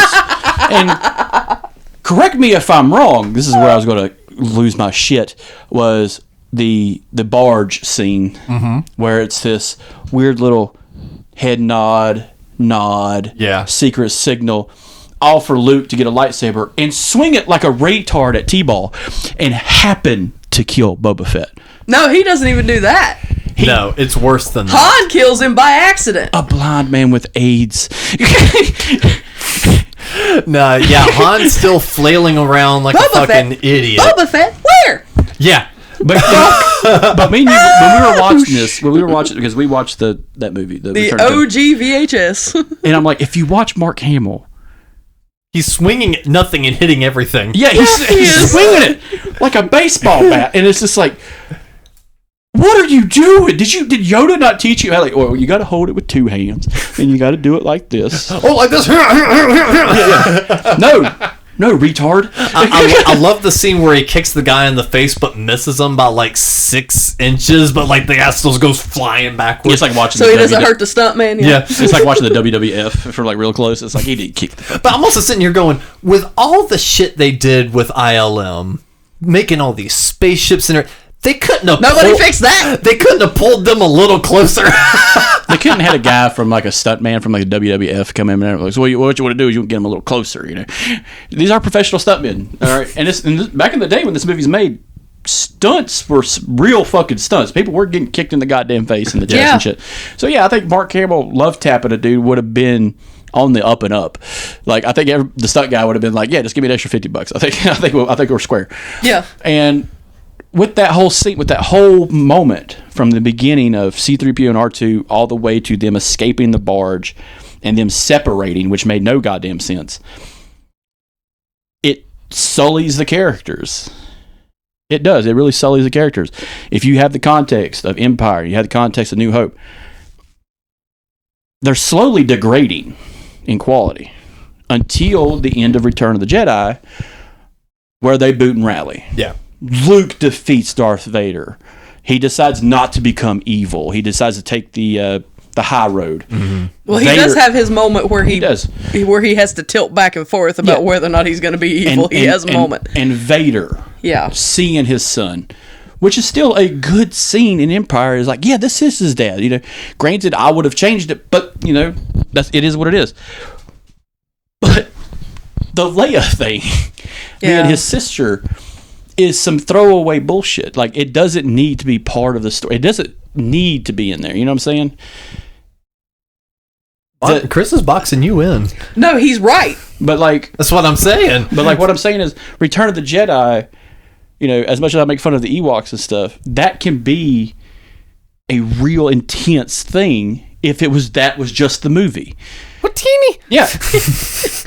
Yeah, let's make it, because I need kids to watch this, you know.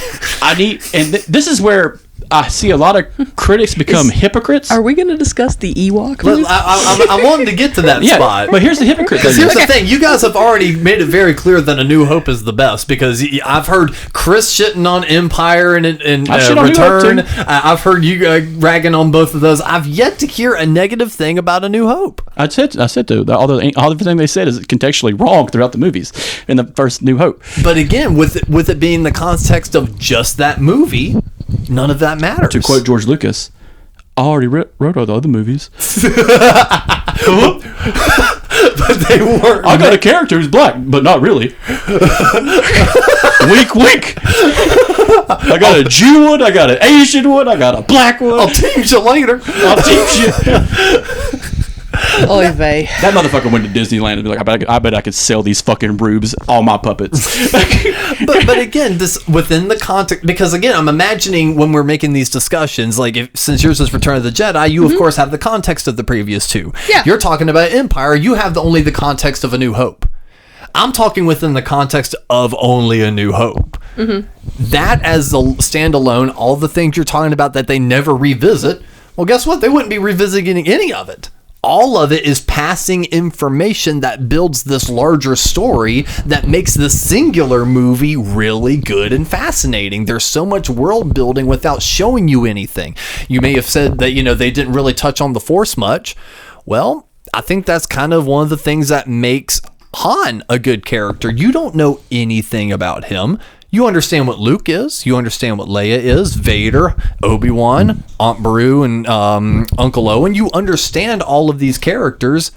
What do you know about Han? You know what Han is. Yeah, I'm Han Solo, captain of the Millennium Falcon. This here's my co-pilot, Chewie. I'm a smuggler. I'm a criminal. That's all you know. You don't know his true backstory. You don't know why he's on Tatooine. You don't know any of the when, where, hows, whys, if we're, digging in as deep as, the Clone Wars and the Force and everything else. The context. Knowing that little of Han and knowing that little of the Force makes it compelling. we don't really, what is the Force? Well, we barely have any of that information. We know it's this thing that Obi-Wan possesses and Han says doesn't exist, but Luke's kind of exhibiting some of it. We're seeing some sort of proof. The only major thing we see from the Force is the little hand wave. These aren't the droids you're looking for. And that ball. Well, that's what I was saying. And then the sensory thing with the ball. Then the last bit we see is Obi-Wan giving his little Houdini trick when Vader swipes at him. Yeah. And then all of a sudden you hear the voice in Luke's head, but I mean, you hear that kind of stuff and even stuff like regular movies of like the dead person talking. So that could even be construed as not necessarily the Force, but, you know, a ghost talking. Okay, we've got aliens and spirits. Of course, now we've got ghosts. Who the fuck knows? I don't see any flaws in this movie. That argument is perfect until 1981. That's what I'm saying. But I'm like not in 1981. Yo, you're 2024. But No, I'm in 1977. But like when this movie comes out, that's fine. But then he ruins it. I'm not talking about the... I understand what you're saying, but I'm telling you that argument ends when Empire Strikes Back comes out. He would have been horrible in school. He was given a specific writing assignment of understanding the context of a specific era, and he said, "You're going, yeah, but later." Trust me. Us helping Afghanistan fight the Russians was great until 9/11. That's what I'm saying. Let me help. I got a test back not too long ago from one of my kids. Yeah. Who actually wrote a paragraph on my test because I said which front in World War I had most of the trench warfare. Western Front. Right? Okay. Right. This child proceeds to respond to me with the correct answer of the Western Front and then drew an arrow all the way to the bottom of the test and then wrote me a paragraph. This said, technically the Eastern Front in Germany saw most of the battle and had most of the damage and most of the people that died. But technically, the Western Front had more trenches and were more people. And I'm like... Thanks, Morrison. That's literally the question that I asked. So I got underneath there and I said, thank you for displaying such good knowledge. I appreciate you paying attention. I really like this. Yeah. And you had the correct answer on the test. Thank you so much. You did good. You did good. Moving on. But with the context of sequels existing. Okay. Yes. You're not going to get around. You're not going to get around time. Time's not going to. It's not going to help you. I'm able to. Hold on. The saving grace of all this is. All these movies are beloved by us, correct? Yes. We all love these movies. No, don't go all fucking kumbaya fucking. Well, wait, shove this mic up your ass and I'll show you how fucking kumbaya I can get. Wait, I just realized something. Ewoks are communists? No. Socialists. Technically. It's an allegory of the Jews. There it is. He was wanting to get the reaction and he finally got it. Technically what? Technically, if you're following the timeline of the movies correctly. Oh my god. I can't believe neither one of us figured this out until now. No, because there's an argument to be had on that. Technically, if you're following the timeline of the movies, the other 3 episodes come before A New Hope. Incorrect, because in 1977 the original title crawl did not say A New Hope. It didn't even say an episode number. It just said Star Wars, and then the initial crawl happened. I am in 1977. Don't try to mansplain these movies to me. I'm not mansplaining, I'm correct-splaining. Because when I saw this movie... Your legs are spread open like a man. When I saw like you're sitting on a bench at a fucking Subway. And I'm sitting here with mine together like a lady. When I saw this movie in 1977, it did not say Episode 4 A New Hope. It just said Star Wars and then a title crawl. Where's How much you want to bet machine? that when you watch them it says Episode 4? In 2024, yes. How much you want to bet that the VHS at my house says Episode 4? Because in 1980 is when they re-released the movie and they added A New Hope to the title crawl. So it's been part of the title crawl since 1980. So yes, I'm sure that your VHS copy that happened after 1980 has that part on there. You can't fucks with me. I watched this movie in 1977. You weren't alive in 1977. In this context, I was. You're trying to mansplain. No, I'm trying to get everyone on the same page of You understanding keep that we're talking, watching and all this. I hear is wah, wah, wah, wah. No, we See, understand. this is what happens when women have no part of the argument. They just get louder. No, this is what happens when you're wrong and you won't accept it. I'm explaining logic, and you're sitting here going, wah, wah, wah. No, you're incorrect. Okay, that's fine. You can say that all you want. Can we talk? I'm looking at what the facts here. I'm not incorrect. Can we talk about how the Ewoks fighting the Empire is a allegory for the Tet Offensive? Sure. Get into it. Yeah. So like the Empire is a little too cocky. Who do they have? They've got Leia, Han, the rebels on their fucking knees, about to be fucking executed, and here comes our Vietnamese, our Viet Cong, The teddy bears. the NVA, the communists coming down the hill With their spears and their rocks. like goddamn wasps coming out of the goddamn tree line. Battle-hardened soldiers have been seeing this shit all night. Throughout the borders, lights in the fucking trees, then going off, coming on. Rumors of them eating Charlie and Jimmy. Deader than hell. Listening to the sound of the rotors. What's that? I don't know. What's that? You daddy. What the fuck was that, man? I'm hearing shit in the goddamn trees, man. You're imagining it, man. Man, we've been here too long, man. Too long. Bringing extra guys in for some reason. A troop surge, if you will. All I can hear is, Lyndon Johnson. We are grabbing 500,000 more troops to send to North Vietnam. no, all I can hear, That's all I'm fucking hearing. no, all I can hear is Billy Joel. This what you didn't start the fire? Yeah, no, oh, Good Night Saigon. Yeah. So they launched the major offensive using practicality to destroy the Empire. Because what is the Empire prepared to fight? Who is the Empire always fought? Rebels. What do the rebels have? Guns, ships, tanks sometimes, defunct military gear. They're not ready to fight a bunch of goddamn tiny primitive bears who are going to stab them to death. You know, that's how we lost in Afghanistan against dirt farmers, okay? Because we weren't prepared to fight insurgents in the desert, or we weren't prepared to fight the Viet Cong in villages and forests. So yeah, they actually had the upper fucking hand. It's not always about technology. It does fucking help. It does. That's a goddamn fact. Mm-hmm. But sometimes the primitiveness of it overtakes that when you're not prepared for it. And that's what the Empire happened. That's why the Ewoks really won. It was because they weren't prepared. They were prepared to fight Han Solo and Luke Skywalker. They were trained to fight Leia and the rebels. Not a bunch of bear people who were supposed to be 8-foot fucking Wookiee pitbulls. And as much as I hate to say it, if we're actually going to put logic to this, you imagine that the teddy bear people, the Ewok people, have lived there for a while. They didn't just show up. It's their planet. Yeah. And they built the base there. And they have, like, the walkers and all that stuff there. So the Ewoks have watched these things. So they know how they work. They know how the speeders work. They know how the walkers work. They know how the stormtroopers are. They probably know when shift movements happen and this kind of stuff. So they know if they stretch the ropes across these big trees, they can trip them. They know how big the rocks need to be. They know all this tree trunks. Yeah, they know about all this stuff. So that's one of the things that I thought was really cool about this as an adult, and then later a history person growing up and watching this. It's like, oh, they planned it. They planned it. They've planned this for a while. They just needed something to set it off. And then The golden god. but like, Yes. but to bring you to their side is we see a couple of them die. Yes. One of those Ewoks gets blasted, and his buddy's holding his dismembered corpse in his fucking It's not hands. dismembered. And it's like, He just man, burned we're going to get back, man. We're going to get back. It's okay, man. We're going to get back to the fucking hut, man. We're going to have a party, man. It's all right. Stay with me. You can play your little horn. Damn, man, you're going to get your horn, man. We're going to go cruising, man. We're going to go cruising one of these motorbikes, man. God damn it. He just picks up a fucking blaster. And it's like, Y'all are awful.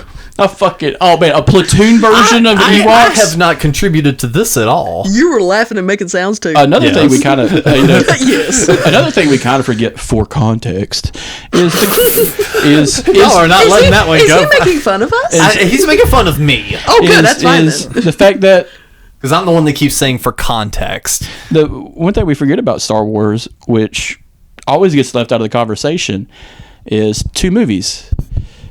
the Ewok movie, and the Christmas movie, which is canon. Caravan of Courage and the holiday special. Oh, I forgot. Where we find out that God exists where Chewbacca lives.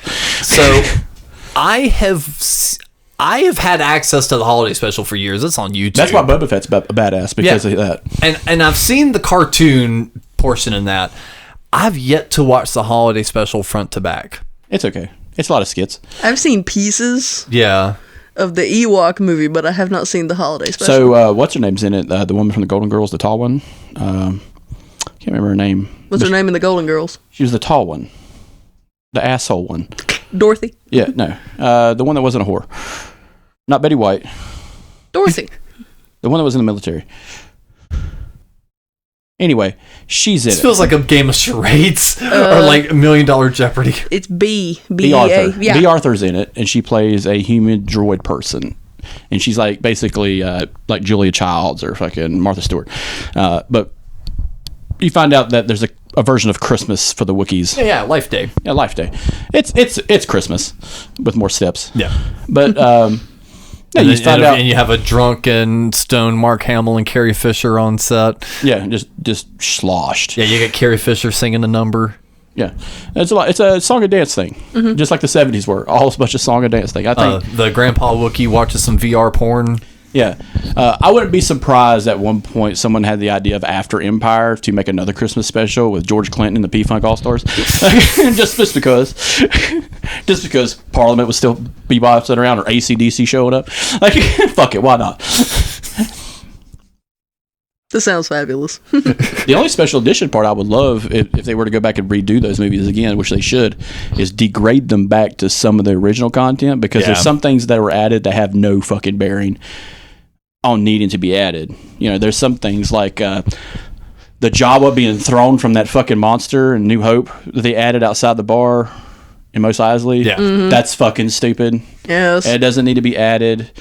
You could Most of the New Hope editions did not need to be added. I believe in one special edition they changed Luke's car, the design, like they made it CGI. Okay, so on that one, they didn't change his car design. They didn't CGI it. What had happened was the original prop was his speeder on some wheels. And the way they were able to mask that in the early days was literally smearing Vaseline on that. And it kind of smeared it and it made it non-visible. And they jokingly called it the force field. Yeah, but that's a great idea. That was a practical idea. They don't need to go back and fuck with it. Just another reason why it was a great movie. So when later It's on... almost as good as Dune. I swear to God, it's almost as good as Dune from the 80s. And I would love to have been there if Frank Herbert was still alive to beat him to death. George Lucas, to death. How much money did Dune make? Books or movies? I'm sorry, they didn't hear you.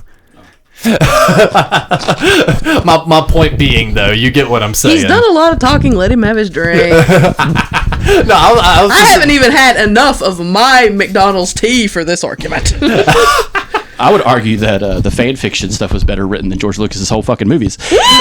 He's not wrong. But no, so all they did with the speeder was they just finally cleaned up that portion and made it seem like an actual floating device. Yeah, but they didn't CGI a ship. But like some of the stuff, like the work that Industrial Light and Magic didn't need to be fucked with. No. Is what I'm saying. I agree. And the only thing I would have probably done is probably in like the Jabba the Hutt's palace would probably make it lighter, not as dark. Maybe flesh out some of the puppets a little bit with lighting. Yeah. But other than that, the puppets were fine. The Don't song do was- the dance scene again. Leave it alone. Leave the original. Don't it was fuck- too long. Don't fuck with the Sarlacc pit. The Sarlacc pit was fine. Yes. He doesn't need tentacles and a goddamn beak. But then you've got like the Cloud City Special Edition when they're in Cloud City and he's added windows to everything because it used to be just like all white rooms. He added windows so you could actually see outside and kind of get the idea that you were still in Cloud City. What about changes like that? I don't know. That's window dressing Hey! It's window dressing on scenes that you're not going to be focused on anyway. You're going to be focusing on the characters. You're going to be focusing on the conversation. Yeah, if you're going to watch it like 40 fucking times, yeah, you're going to be like, hey, what's that? What's that? What's that? But there's so much going on in those scenes. Like, there's so much background stuff with actual people and droids. But not in those scenes. That's kind of the reason it was added. Because that was a lot of like walking in white corridors with like Lando, Han, Leia, and Chewie. And that was it. So they kind of added windows. I think you get scenery. to the point where you start taking away from what those guys worked on when you start fucking with shit like kind of like some of the CG artists now who worked really hard on projects. Let's say like Jurassic Park. Jurassic Park, all intents and purposes, should not be fucked with. No, it still holds up today. Yeah. But if somebody was to fuck with it, you would notice it very goddamn quickly. Oh, yes. But it's also a smack in the mouth to some of those people who worked day and night on those projects just to have it snuffed out. Now, there are good reasons to use CGI. There are good reasons not to use it. To me, when they make special edition, it's a misnomer just saying, we're polishing it. It's nothing special. We didn't add back deleted scenes. We didn't extend the cuts. We didn't add maybe a scene with some just rebels, doing stuff that would have made sense. It's like, hey, did Luke just hop in an X-Wing and just crank the fucking keys that were left in it? No, let's have if you have an extended scene of his buddy from Tatooine being like, hey, make sure this thing's right for my friend. This may be our last. That makes New Hope a little bit more impactful. Just a little bit, a little scene like that probably was filmed, because we know movies, if they're not cut, are 10 hours long. Yep. And he had all the original shit. So if you're going to do a special edition, it's special when you do director's cuts, when you do producerless cuts of the movie. That's how I see it. When they say special editions, I'm just thinking, oh, you are butt fucking it. That's what you're doing. I don't need CGI Ewoks. I don't need a Walker ATST hopping around in the background. You've already got all these actors on the ground. That's what I'm going to be focusing on. And what's actually really interesting too is, we're always talking about, the original versions and then the special editions. It's been kind of understood a little later on, because we have like the Harmy edits, the despecialized stuff like that, where fans are going in and trying to replicate this classic version as much as possible. And while doing that and digging in, looking at the tiny details of it all, there was never an original version. Yeah, you're never going to have like an original cut. No, there were multiple different cuts and versions even throughout different things, and the most notable one, and the one I find most interesting, I'm sure it's out there, I'd just like to get a copy of it. There is a 70mm print of Empire Strikes Back that differs quite widely from the 35mm print, with different takes of dialogue, visual sound effects, shot choices, and transitions between these shots. And none of these changes ever appeared in later releases, with the exception of one dialogue change. So there's a rather different audio and kind of cut of Empire Strikes Back that potentially people saw the very first time seeing the movie. So that even when in 93 or 95, when the VHS or, Laserdisc versions came out, they were using 83 remixes of the audio. So now all of a sudden someone's getting a copy of the movie and it's different than what they saw, and it's still supposed to be the original version. So this actually happened to me when I went and saw Rogue One, because I talk about a scene in Rogue One no one's ever fucking seen, and I feel like I'm the only goddamn person that paid attention in the movie hasn't seen it, but it's not on the DVD copy, it's not on the digital copy. It's when our main asshole Empire guy goes to Mustafar to see Darth Vader in person, to kind of overstep, talk to the lead man instead of just go straight to the supervisor. Darth Vader is in kind of something similar to a Empire version of a Bantha tank, where he's missing a fucking leg. He's missing half his hand. And they show it in full regalia of the Hayden Christensen looking dude, all beat the fuck. But guess what? When I go back and watch it on Disney, that's not on there. I remember seeing that because I went with you. Yeah, we went to the theaters. But when it came out in digital copy and when it came out on streaming, That's gone. I do agree. I remember seeing it in theaters, and I remember when I watched it again digitally, it felt like the scene was shorter. I do agree on that. I wonder if we are having a bit of a Fruit of the Loom situation, because there were test photos and concept art of exactly what we're describing, where you saw like a lot more of his body. So I wonder, through excitement and also seeing those artist renderings, if we're kind of placing that in the film and seeing more of it. Well, how many times have you been to the movies? How many times have you seen an absolutely kick-ass trailer? And it's been the greatest trailer that you've ever seen in the whole world. And then you sit down in the movie theater and there's maybe 2 scenes from the trailer. Rogue One. And Yeah, none of literally. And none of it's in the movie. There's literally a hype moment where I'm just like, is she going to shoot a TIE fighter in the face? Yes. And she doesn't. Because the TIE fighter is not there. Yeah, but another part is they're running on the beach with the fucking bag. And it's just like, no, that's not what happened. She sticks in the transmitter and it transmits out. Yep. And it's like, it gives you a false hope of the movie when you're watching it. I was like, oh, they all fucking died. Yeah, but we're talking about like an actual finished movie versus the digital version. But like, what I'm saying is, I saw Rogue One as a finished copy in the theater, and I saw that scene. Yeah, I remember it too. And when we got it on DVD or Blu-ray or whatever, that scene was gone. I even said something to Osborne when we were watching. I'm like, this is missing something, because I remember them putting him back together in the movie. He's in a bubble basically, and there's 2 like eerie looking motherfuckers to the side. Yeah. And then you hear the fucking doors open, and it's old boy, and the shell closes like the original shell he sat in, and then it closes, it turns, and he's coming out, and you see him step forward. I remember in theater seeing that scene. I'm like, okay, this is where Darth Vader first shows. This is the first scene of Darth Vader, so you're going to remember that. Yeah. But you see all the damage that's doing to him, so he still has, like, he's healed up a little bit, but he's still fucked up. Yeah. And it's all cut out. So I can imagine being in the theater, seeing, hey, like, yeah, I'm taking my kid to go see this movie, like, and you're watching the movie and you're just like, nah, something's wrong. Luke called that dude a motherfucker. I remember that very well.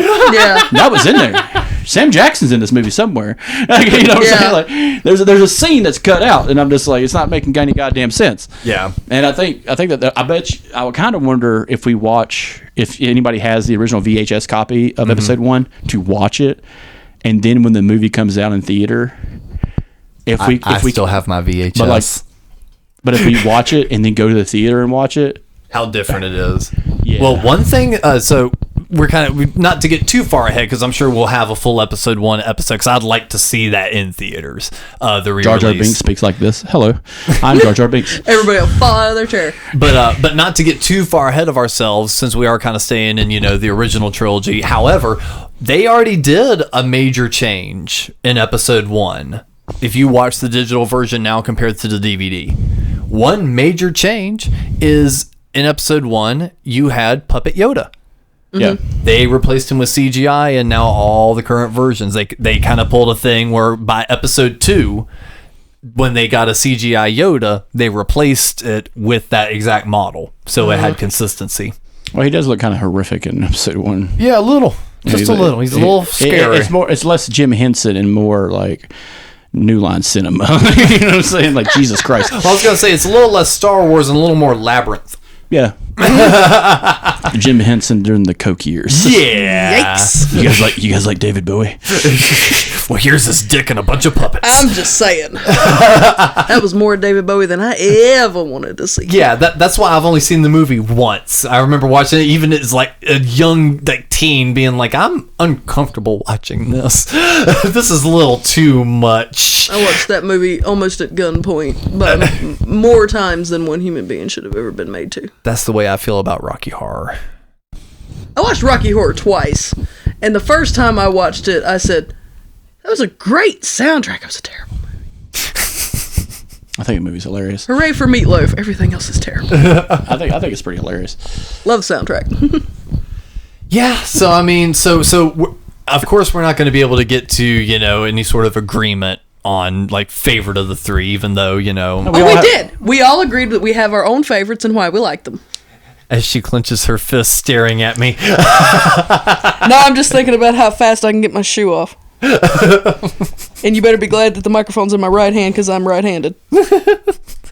Well, how about this?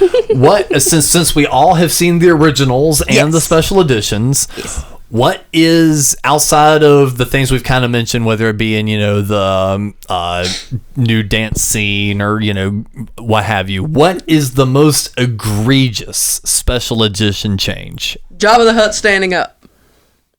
No. No.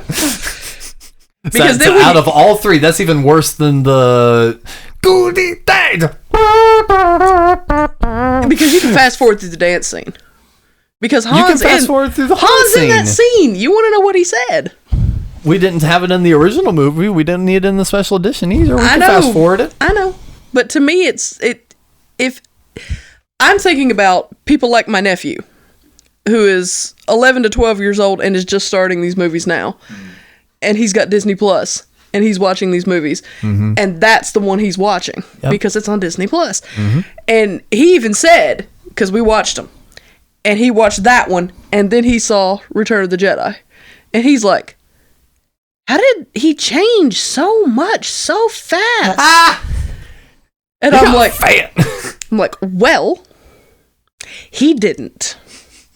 The people that made the movie made him different. He said, is he the same person? I said, yes, technically, although he shouldn't be. So, I mean, even that scene, it's gone through like 3 revisions. Like, they've redone Jabba 3 different times. That's to me, I mean, when you get some, like a little kid that's never seen it and doesn't understand, it just messes them up. Yeah.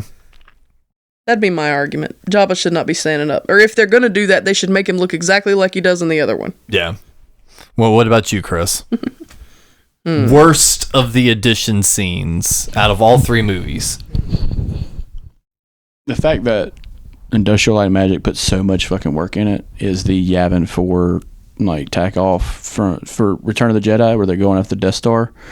The fact that they just kind of just wiped all that and replaced it with fucking computer graphics, which were shit back then, is pretty fucking egregious. Yeah. You got these guys crafted the materials, made it look good, and then you went in with fucking Windows 98 and fucked with it, and you wonder why people fucking hate you. That and the fact that they took out the deleted scene of C-3PO killing them stormtroopers by taking that warning symbol off the door. Yeah. The fact that they took that out, fucking ridiculous. I know, that should have been an added scene in the special editions. And there's a couple of scenes where a couple of midget Ewoks are just stabbing the fuck out of a stormtrooper, just like... Well, see, they couldn't release that because they can't let you have true happiness. No. That's what Battlefront 2 exists. Since yours kind of was a little bit of a twofer, mine's definitely a twofer because it's 2 tiny little things they did. And because it's so tiny, to me, it makes it the most egregious because you did not need to do this. This is not on the gold box set. They have continued to fuck with these movies every single time they fucking re-release them. If you go on Disney Plus right now and watch Return of the Jedi, guess what? Fucking Ewoks blink, and it looks fucking creepy as shit. And Darth Vader, while Luke's getting fucking zapped by creepy hands, he talks. He looks side to side and goes, "No." Yeah. No! Oh my god. Those 2 things combined are the worst changes they've made. Rubbernecked Han is right next to it during the Greedo shot first, Han shot first debate. There's a version where you actually see Harrison Ford's head just like in the exact same position, just rubberneck, just go, that, and it is horrible. They finally fixed it, so I won't complain about that anymore. That is still available on Disney Plus though. Blinking Ewoks and that no Darth Vader shit. That is horrible. I would agree with the Ewoks things because Ewoks have black eyes like doll's eyes, and they blink now.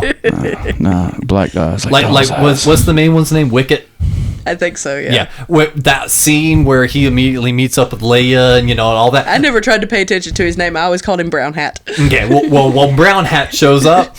There's all those scenes of him, like, looking at the camera, like, doing the dog thing of, like, tilting its head. Yeah, it's like, blink, blink, blink, blink. Oh no! Oh, it's so weird. It's they're so supposed weird. they're supposed to have black, lifeless eyes, like a great white. And it's especially bad because this was just a hastily done fix. In scenes with like a lot of Ewoks, they're not blinking anymore. It's only when they're like forefront in the center are they blinking. Background Ewoks don't blink. It's so messy. It's horrible. All right, this is my hot take. Why is it when insanely rich people want to want to mess with things that they have? We can cuss on here. I can't. I'll cut it out. Thank you. Why is it that when insanely rich people have things that they have created, quote, quote, they have to mess with them over and over and over and over? Lucas is one. The other one is Paul McCartney. I am one of the biggest Beatles fans in the whole entire world. I am the Beatles. I was killed in 1966 in a car accident. Did you listen to that episode? Yes, multiple times. I am the Beatles. His brain was killed then. Did you see the movie I was talking about? That it used to be on Netflix forever ago. You said it was yesterday? Oh, no, you're talking about the thing where the guy said... Yeah, where it's like the last will and testament of George Harrison. I watched the trailer for it. I looked the trailer You've got to up. watch it. It's so batshit insane. It's amazing. You, as a actual Beatles fan, will just be like... You will turn into Chris. You'll just start yelling at the TV. I was yelling at my phone when I listened to the episode. It's like, that doesn't even fit with the timeline of albums released. Because when you were getting ready to do it, and you were saying the years, I'm like, that'd be Sgt. Pepper. Yep. Yep. That would be Help. That would be Let It Be, because I'm one of those people that know that much about it, and you were saying it, and then you would say it. I'm like, oh no, oh my God. So what's McCartney doing now? McCartney is so... John Lennon's dead. Yeah. John Lennon's ashes are gone. Quote unquote. Yoko Ono had him killed. Said it to the dad. Yoko's too dumb. Ooh, I feel a new Cryptid Conspiracy Cult coming I'll on. do it. We could do a combination of rock star deaths, like Kurt Cobain and all that shit. I'll do it. I got a great interview with Dave Mustaine about Kurt Cobain you want to watch. It's about 2 goddamn seconds long. It's going to be the most horrific fucking thing you're going to hear tonight. Yep. But what Paul McCartney's doing is he's still so jealous of John Lennon in the afterlife that he's going back and redoing music, the Beatles music, and it's what is it when people not special edition, but it's remastering. But what he's doing is he's only remastering where you can hear the bass guitar better. Or you can hear him singing the lyrics better, and he's tuning out Lennon. So, like, what specific releases? Just like the new remaster version? No, this is all stuff like on Spotify or Apple Radio and stuff like that, but it's all the recent stuff. Mm. And he'll do this every couple of years. Interesting. But it's always tuning out Lennon. It's almost like Paul McCartney's a narcissistic asshole. I mean, but here in the last couple years... What he started doing is he's tuning out George Harrison. So now not only has he tuned out Lennon, but now he's tuning out Harrison. You really piqued my interest. I'm going to do a deep dive on this because Ozzy and Sharon are really bad about that as well. So there's precedent for this happening. So I'm going to dig in. I want to find out more about this. I have the original Help album. Mm-hmm. The OG. Yeah. And I have a record player at the house. I put it on and I was listening to it while I was cleaning up the house when I was moving. Yeah.